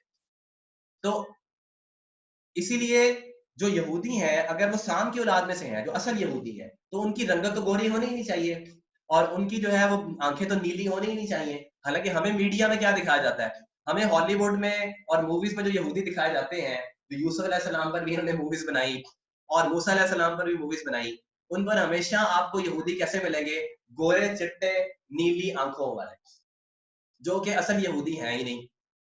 تو آپ یوں سمجھیے کہ یہ ایک انوکھا واقعہ تاریخ میں پیش آیا جو کہ بہت ہی عجیب واقعہ ہے, جس کی بنیاد پر جو کتاب جس کا حوالہ میں نے پہلے دیا وہ لکھی کہ 13th ٹرائب, گویا کہ یہ 13واں قبیلہ ان یہودیوں کے 12 قبیلوں کے اندر شامل ہو گیا. ہم جانتے ہیں کہ بنی اسرائیل کے 12 قبیلے تھے جن سے آگے ساری اولاد چلی, اور یہ 13واں قبیلہ جن کو ہم نقلی یہودی یہ 2 نمبر یہودی کہہ سکتے ہیں جو کہ ان کے اندر شامل ہو گیا. اور تاریخ اور جغرافی کے مطابق یہ وہی یوریشین نومیڈز میں سے ایک قبیلہ تھا جن کو ہم یاجوج ماجوج قرار دے چکے ہیں. تو گویا کہ یاجوج ماجوج کا ایک حصہ یا ایک قبیلہ جو کہ انتہائی سمجھدار تھا اس وقت اور مہذب تہذیب یافتہ بھی ہو گیا تھا اور بہت ذہین لوگ بھی تھے, بہت شاطر لوگ بھی تھے وہ, اور مشرک تھے وہ اس وقت, اور ان کے حرم کی اور ان کے بہت ساری تفصیلات جو ہیں اس کتاب کے اندر لکھی ہیں, وہ ان کے اندر جو ہے وہ شامل ہو گیا. لہٰذا یہ دیکھیے, یہ تصویر کے اندر ہم دیکھ سکتے ہیں اصلی اور نقلی یہودی میں فرق صاف ظاہر. یہ دیکھیے رائٹ سائڈ پر آپ کو جو یہودی نظر آ رہا ہے بچہ, یہ سامی النسل ہے. اس کا رنگ اور اس کے خد و خال اور اس کے بال اور اس کی آنکھوں کا رنگ اور اس کی چہرے کی رنگت آپ دیکھ سکتے ہیں. اور دوسری جانب یہ دیکھیے, یہ ایک جو ہے وہ کوکیشین یہودی, یہ یورپین یہودی بھی اس کو ہم کہہ سکتے ہیں, یورپین جو ہے جو آپ کے سامنے بچہ نظر آ رہا ہے. نیلی آنکھیں یا سبز آنکھیں ہیں اس کی, اور اس کے بال بھی سنہرے ہیں اور رنگ بھی گورا ہے. تو لہٰذا یافس کی نسل جو ہے یہ یہود کے اندر شامل ہو گئی. یہ بات بھی ذکر کرتا رہوں کہ یہ جو آپ کو میں تحقیق ساری بتا رہا ہوں, ڈاکٹر اسرار صاحب اور عاریہ مقبول جان صاحب, وہ بھی جو ہے وہ اسی تحقیق کے حامی ہیں اور اپنے لیکچرز کے اندر وہ یہی بات کرتے نظر آتے ہیں. اگر آپ کبھی ان کے لیکچر سنیں تو آپ کو وہاں پر بھی اسی خزر قبیلے کا ذکر ملے گا, اور وہ کہتے ہیں کہ یہی خزر قبیلہ ہی یاجوج ماجوج تھا. یعنی وہ صرف اس قبیلے کو یاجوج ماجوج قرار دے دیتے ہیں, جو کہ اتنا درست نہیں ہوگا. بہرحال یہ یاجوج ماجوج میں سے یہ قبیلہ تھا. اور ان یہودیوں کو دنیا میں اب کیا کہا جاتا ہے یہ بھی ہمارے علم میں ہونا چاہیے. یہ اشکنازی یہودی کہلاتے ہیں. یہ دوہری چمڑی والے جتنے یہودی ہیں جن کو 2 نمبر یہودی ہم کہہ سکتے ہیں, یہ اشکنازی یہودی کہلاتے ہیں, یا اشکنازی جیوز بھی ان کو کہا جاتا ہے. اور حیران کن بات یہ ہے کہ یہ نسل ایک بہت ہی منفرد قسم کی نسل ہے جو دنیا کے باقی لوگوں سے ممتاز ہے. اور یورپ کے اکثر یہودی اور کچھ عیسائی خزر کی نسل سے تعلق رکھتے ہیں, یعنی اشکنازی ہیں. اور دنیا میں سے اس وقت ہر 10 میں سے 9واں یہودی اشکنازی ہے. یعنی اس قدر زیادہ ان کی تعداد ہے, جیسا کہ یاجوج ماجوج کی تعداد بھی بہت زیادہ ہوگی. تو یہ یہود جتنے دنیا کے اندر یہودی ہیں, چاہے وہ کسی بھی ملک کے اندر ہوں, امریکہ میں ہوں, یورپ میں ہوں, ایشیا میں ہوں, ایران میں ہوں, ان میں ہر 10 میں سے 9واں یہودی اشکنازی ہے. اصل یہودی بہت کم رہ گئے ہیں, اور یہ وہی یہودی ہیں جنہوں نے ادب, سائنس اور ٹیکنالوجی اور دماغی ذہانت جو ہے اس کے اندر بہت بڑے بڑے جھنڈے گاڑے ہیں. بڑے بڑے مشہور سائنسدان, فلاسفرز, نوبل انعام یافتہ انہی میں سے ہیں, اور دنیا کو بڑے بڑے نظام بنا کر دینے والے بھی ہمیں انہی میں سے ملیں. آئنسٹائن بھی انہی میں سے تھا. آئنسٹائن بھی اشکنازی یہودی تھا.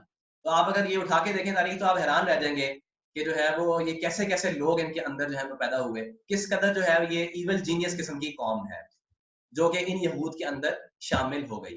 اور سائنسی تحقیق بھی جو کی گئی ہے, جو جینز کے اوپر جو ہے وہ کی جاتی ہے, جینیٹک سٹڈی بھی اس کو ہم بولتے ہیں, اس سے بھی یہ بات ثابت ہوئی ہے کہ ان کی جینیاتی کمپوزیشن یعنی جینیٹک کمپوزیشن جو ہے وہ تمام انسانوں سے مختلف ہے.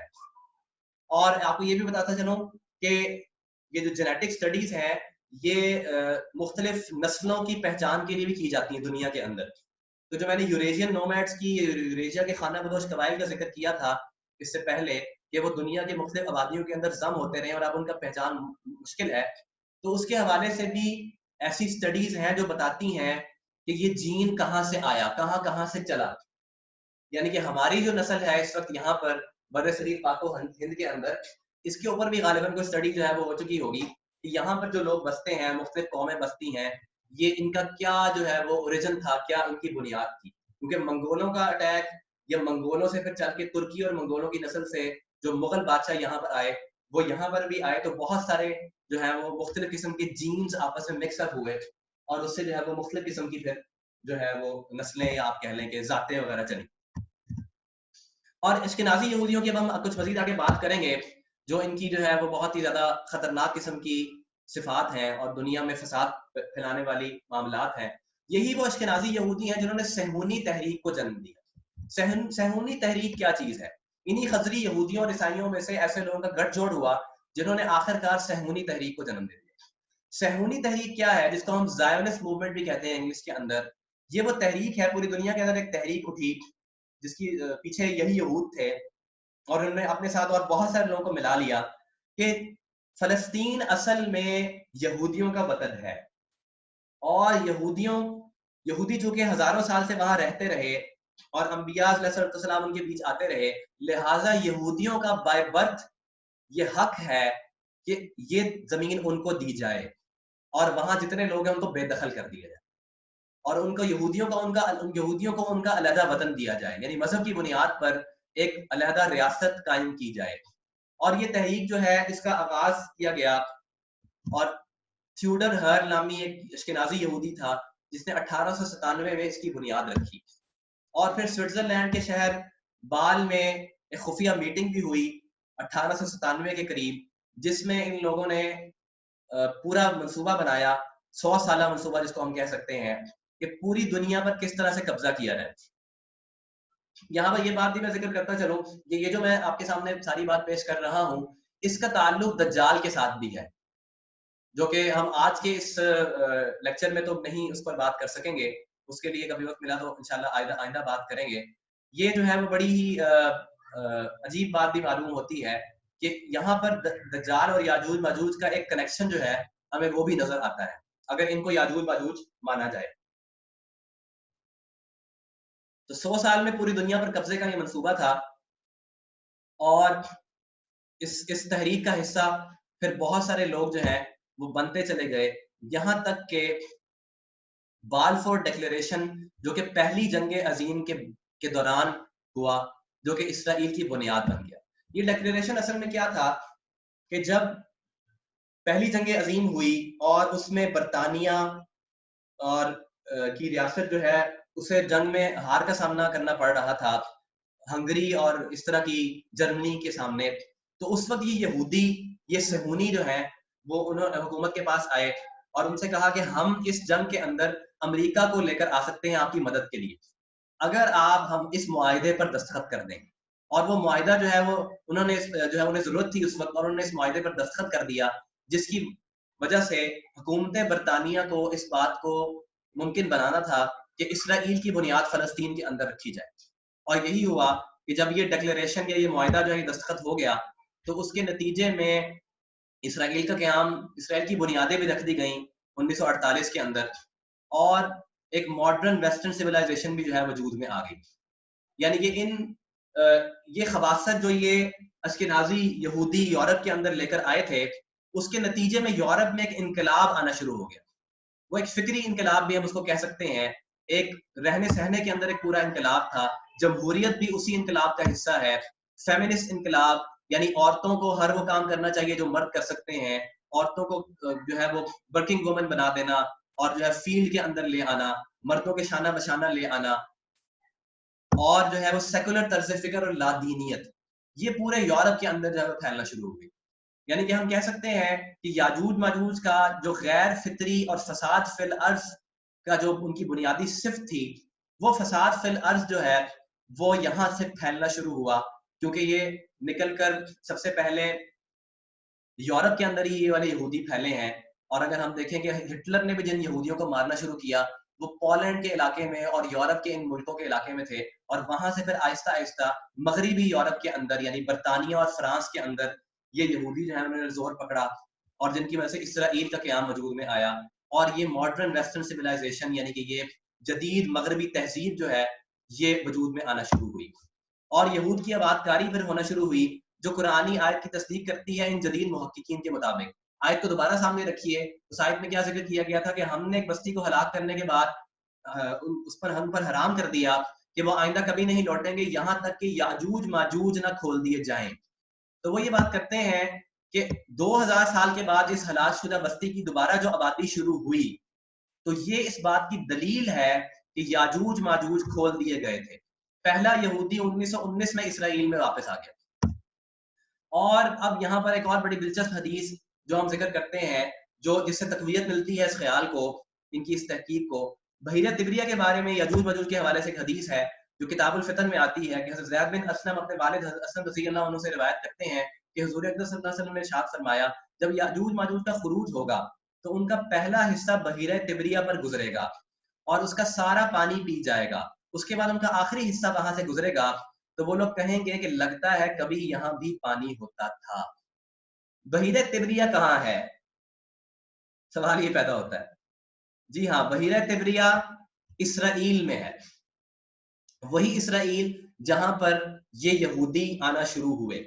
اور آپ یہ دیکھیے کہ علامہ اقبال رحمہ اللہ نے بھی 20ویں صدی کے اندر جب یہ سارا معاملہ پیش آیا تو یہ شعر ارشاد فرمایا کہ کھل گئے یاجوج اور ماجوج کے لشکر تمام، چشم مسلم دیکھ لے تفسیر حرف ینسلون. گویا کہ علامہ اقبال کو بھی جو ہے وہ یہ بات سمجھ میں آ رہی تھی کہ یاجوج ماجوج کے لشکر جو ہیں وہ کھل گئے ہیں. شاید انہوں نے بھی اپنے وجدان سے اس بات کو سمجھ لیا تھا. یہ دیکھیے بحیرہ تبریہ ہے اور اس کا ایک نام سی آف گیلیلی ہے اور اس کا دوسرا نام لیک ٹائبیریس ہے یا لیک کینرٹ بھی ہے بحیرہ تبریہ سے. اور یہ نقشے کے مطابق آپ اگر دیکھیں تو یہ اسرائیل کے اندر یہ موجود ہے اور یہ ایک بہت بڑی جھیل ہے جس کی بنیاد پر اس کو سی بھی کہا جاتا ہے، اصل میں سمندر نہیں ہے. اور اگر آپ موجودہ نیوز رپورٹس کو پچھلے چند سال کی اٹھا کر دیکھیں تو حیران کن حد تک اس کا پانی، اس کا واٹر لیول جو ہے وہ نیچے جا چکا ہے. ایک زمانے میں جہاں پر سر تک پانی ہوتا تھا وہاں پر خشک زمین ہے. اس کی ویڈیو بھی ہم اگلے لیکچر میں انشاءاللہ آپ کو دکھائیں گے. اور اس کے پانی کم ہونے کی وجہ کیا ہے کہ انہی یہودیوں نے جو یہاں بسنا شروع ہوئے بے دریغ اس کا استعمال کیا. پورے اسرائیل کی واٹر سپلائی اس وقت بحیرہ تبریہ سے ہوتی ہے. اور دوسری بڑی وجہ یہ کہ انہوں نے صحرائی علاقے کے اندر جہاں پر نیچرلی گل و گلزار نہیں ہوتا، انہوں نے یہاں پر یہ دیکھیے پلانٹیشن کرنے کی کوشش کی ہے. انہوں نے صحرا کو گلستان بنانے کی کوشش کی ہے جس کی وجہ سے انہوں نے بہت زیادہ پانی اس کے اندر سے نکالا ہے اور اس کو کنزیوم بھی کرتے ہیں، اس کو استعمال بھی کرتے ہیں. گویا کہ یاجوج ماجوج کا یہ پہلا ریلا ہے یا مختلف ریلے ہیں جو یہاں پر آتے چلے جا رہے ہیں اور بحیرہ تبریہ کا پانی استعمال کرتے چلے جا رہے ہیں اور بحیرہ تبریہ کم ہوتا چلا جا رہا ہے. یہاں یہ بات نوٹ فرما لیں کہ اسی بحیرہ تبریہ کی دجال کی نشانی کے حوالے سے ایک خاص اہمیت ہے جس میں اس کے خشک ہو جانے کا تذکرہ ہے، جس کے بعد دجال آئے گا. گویا کہ یہاں پر بھی ہمیں یاجوج ماجوج اور دجال کا ایک کنیکشن نظر آتا ہے کہ کس طرح یاجوج ماجوج جو ہیں وہ بحیرہ تبریہ کو خالی کرتے چلے جا رہے ہیں اور جب وہ اس کو مکمل طور پہ خالی کر دیں گے اور ان کے مزید ریلے بھی باقی ہوں گے اور پھر دجال جو ہے وہ آ جائے گا. اور یہاں پر ہمیں جو ہے وہ میری بات تقریباً ختم ہونے والی ہے، بس اپنی بات کو سمیٹتا ہوں کہ دنیا کے مادی وسائل پر قبضہ اور فتنے کا پھیلاؤ یہ بھی ہمیں نظر آتا ہے کہ کیسے یاجوج ماجوج جو ہیں وہ دنیا میں پھیلیں گے. جیسا کہ ذکر ہوتا ہے کہ وہ سب کھا پی جائیں گے سب کچھ اور کوئی چیز چھوڑیں گے نہیں. تو یہ بھی جو ہے وہ ایک علامتی طور پر اگر اس کو دیکھا جائے اور اس کی تطبیق کی جا سکتی ہے کہ یہ مادی وسائل پر قبضہ ہے اور دنیا بھر میں فتنے کا پھیلاؤ ہے.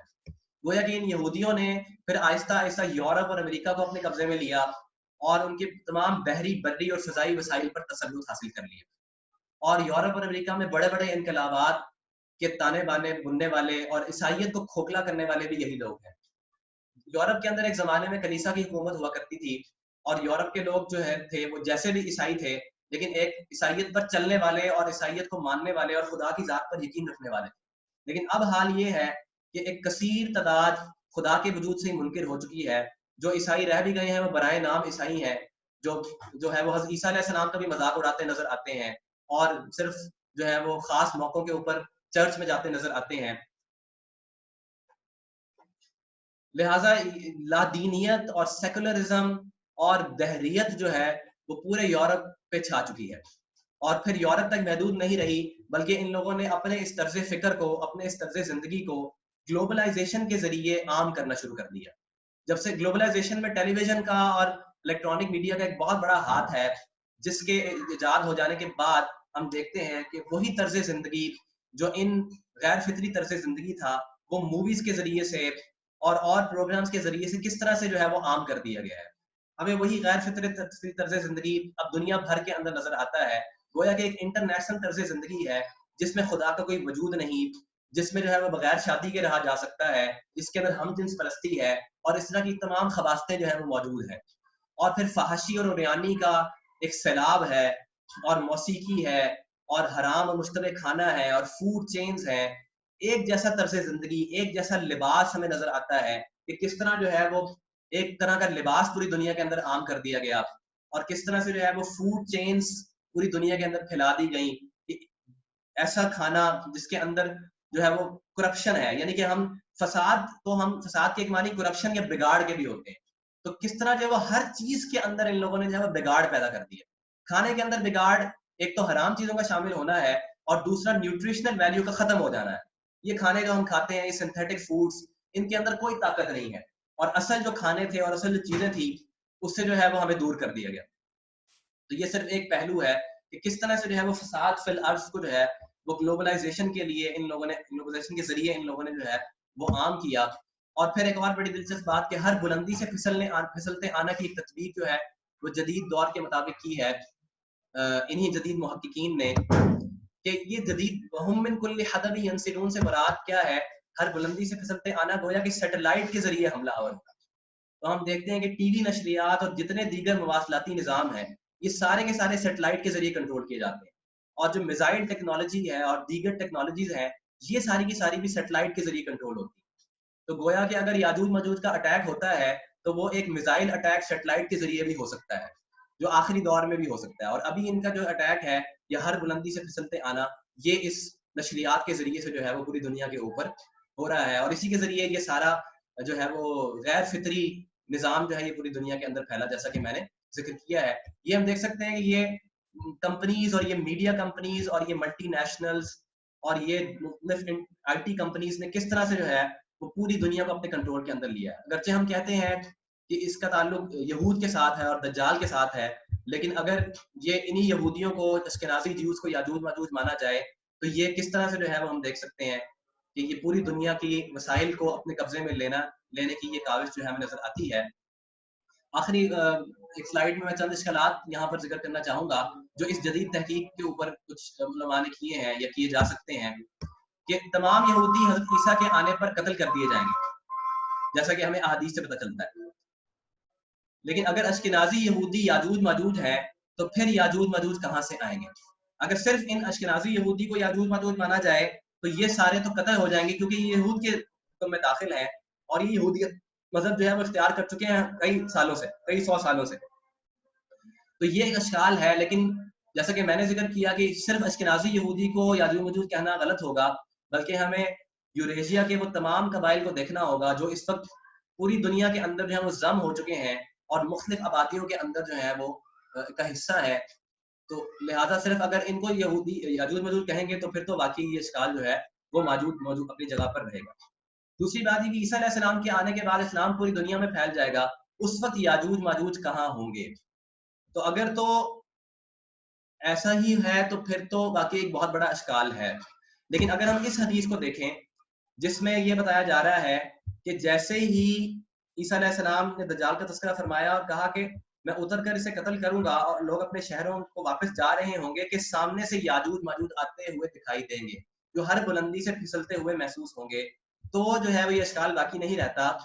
وہ اس طرح سے ہے کہ جس وقت عیسیٰ علیہ السلام دجال کو قتل کر دیں گے اور یہودیوں کا خاتمہ کر دیں گے اور عیسائی، بہت سارے عیسائیوں کی کثیر تعداد ان پر ایمان لے آئے گی اور مسلمانوں کی کثیر تعداد بھی ان کے ساتھ ہوگی، تو باقی پیچھے صرف اور صرف وہ لوگ باقی بچیں گے جو کسی خدا کو نہیں مانتے، جو کسی مذہب کے ماننے والے نہیں ہیں، جو دہریے ہیں. اور غالباً اس وقت ان کی تعداد بہت زیادہ ہو چکی ہوگی.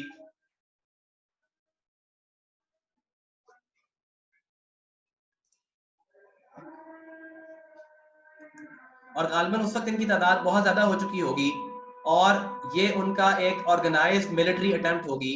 یہ اس عاجز کا خیال ہے کہ چونکہ جب یہ دیکھیں گے کہ ایک نبی کا ظہور ہو گیا ہے اور اس کی وجہ سے عیسائیوں کی بہت بڑی تعداد اور مسلمانوں کی بہت بڑی تعداد جو ہے وہ ان کو مان رہی ہے اور ان پر ایمان لا رہی ہے، تو ان کو اپنا وجود خطرے میں نظر آئے گا.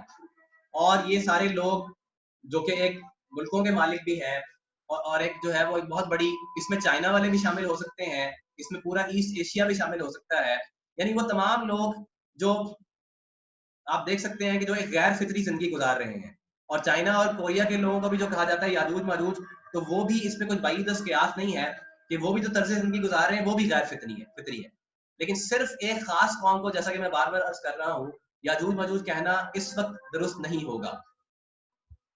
اور ہم یہ بھی کہہ سکتے ہیں کہ یاجوج ماجوج کا طرز زندگی جس نے اپنا لیا ہے، چاہے وہ شخص پاکستان کا رہنے والا ہو یا انڈیا کا رہنے والا ہو یا کسی بھی ملک کا رہنے والا ہو، جس شخص نے وہی لادینیت کو اپنا لیا ہے، اور دہریت کا شکار ہو گیا، جیسا کہ پاکستان میں اس وقت دہریوں کی تعداد بڑھتی چلی جا رہی ہے اور لبرلز کی تعداد بڑھتی چلی جا رہی ہے، وہ بھی یاجوج ماجوج کے حکم میں ہی داخل. اور یہی وجہ ہے کہ حضرت آدم علیہ السلام کے ہر 1000 میں سے بیٹوں میں سے ہر 1000 میں سے 999 یاجوج ماجوج ہی ہوں گے، یعنی کہ قیامت آنے تک ان کی تعداد میں اضافہ ہوتا چلا جائے گا. اور جیسا کہ ہم دیکھ رہے ہیں کہ کس قدر تیزی سے جو ہے وہ اس دہریت کا فتنہ اور لادین کا فتنہ پوری دنیا کے اندر پھیل رہا ہے، اور ایک کثیر آبادی جو ہے وہ لادین ہے. اور جو ویسٹرن ورلڈ کے اندر عیسائی ہیں وہ بھی تقریباً لادین ہو چکے ہیں. آخری بات یہ عرض کروں گا کہ ہم اس فتنے سے کیسے بچیں. ہم اس فتنے سے کیسے بچ سکتے ہیں؟ ہمیں وہ طرز زندگی اختیار کرنا ہوگا جو یاجوج ماجوج کے طرز زندگی کے بالکل مخالف ہے. یہ یوں کہہ لیجیے کہ یاجوج ماجوج کے طرز زندگی کو اختیار کرنے سے ہمیں بچنا ہوگا کہ کہیں معاذ اللہ ہم بھی انہی میں شمار نہ ہونا شروع ہو جائیں. اور اس کا سب سے بہترین حل کیا ہے کہ ہم سنت طرز زندگی کو اپنا لیں. یاد رکھیے کہ اسلام دین فطرت ہے، بالکل فطرت کے عین مطابق اللہ سبحانہ و تعالیٰ نے ہمارے لیے احکام نازل کیے ہیں. اللہ سے بہتر ہمیں کوئی نہیں جانتا. اللہ تعالیٰ جانتے ہیں کہ کیا حکم ہمارے لیے بہتر ہے اور کیا ہمارے لیے نقصان دہ ہے. زندگی گزارنے کا کون سا طریقہ ہمارے اپنے لیے فائدہ مند ہے دنیا میں بھی اور آخرت میں بھی، وہ طریقہ اللہ تعالیٰ نے اپنے محبوب صلی اللہ علیہ وسلم کے ذریعے ہم تک پہنچایا ہے، اور یہی اسی طریقے کا نام سنت ہے. اگر ہم سنت کو مضبوطی سے تھام لیں اور اپنی اولادوں کو بھی سنت پہ چلانے کی فکر کریں اور ان کے لیے بھی ایسا ماحول مہیا کریں تو ہم یقیناً اس فتنے سے بچ سکتے ہیں. اور اس کے ساتھ ساتھ یہ سیٹلائٹ کے ذریعے سے اور انٹرنیٹ اور میڈیا کے ذریعے سے جو فتنہ یاجوج ماجوج کا ہمارے اوپر مسلط کیا جا رہا ہے، جو غیر فطری طرز زندگی ہے اور فکری ارتداد ہے، اس سے بچانے کے لیے اور اس سے بچنے کے لیے جو ہے وہ ہمیں کوشش کرنی ہوگی. ہمیں نیک لوگوں کی صحبت اور مجالس اختیار کرنی ہوگی، ہمیں علماء کے ساتھ جڑنا ہوگا، اپنی اولادوں کو بھی ان کے ساتھ ان مجالس کے اندر لے کے جانا ہو. اور جیسے مختلف دروس ہوتے ہیں، ہفتہ وار ایک درس کے اندر جو ہے ہم ضرور شامل ہوں، اس کو اپنے لیے ایک اپنے فتنے سے بچاؤ کا ذریعہ سمجھیں، اپنے لیے ایک دوست سمجھیں. اللہ تعالیٰ ہمیں اور ہماری اولادوں کو اور آنے والی نسلوں کو اس فتنے سے محفوظ فرمائے اور ہمیں اس کے خلاف کوشش کرنے کی توفیق نصیب فرمائے. وآخر دعوانا الحمد للہ رب العالمین.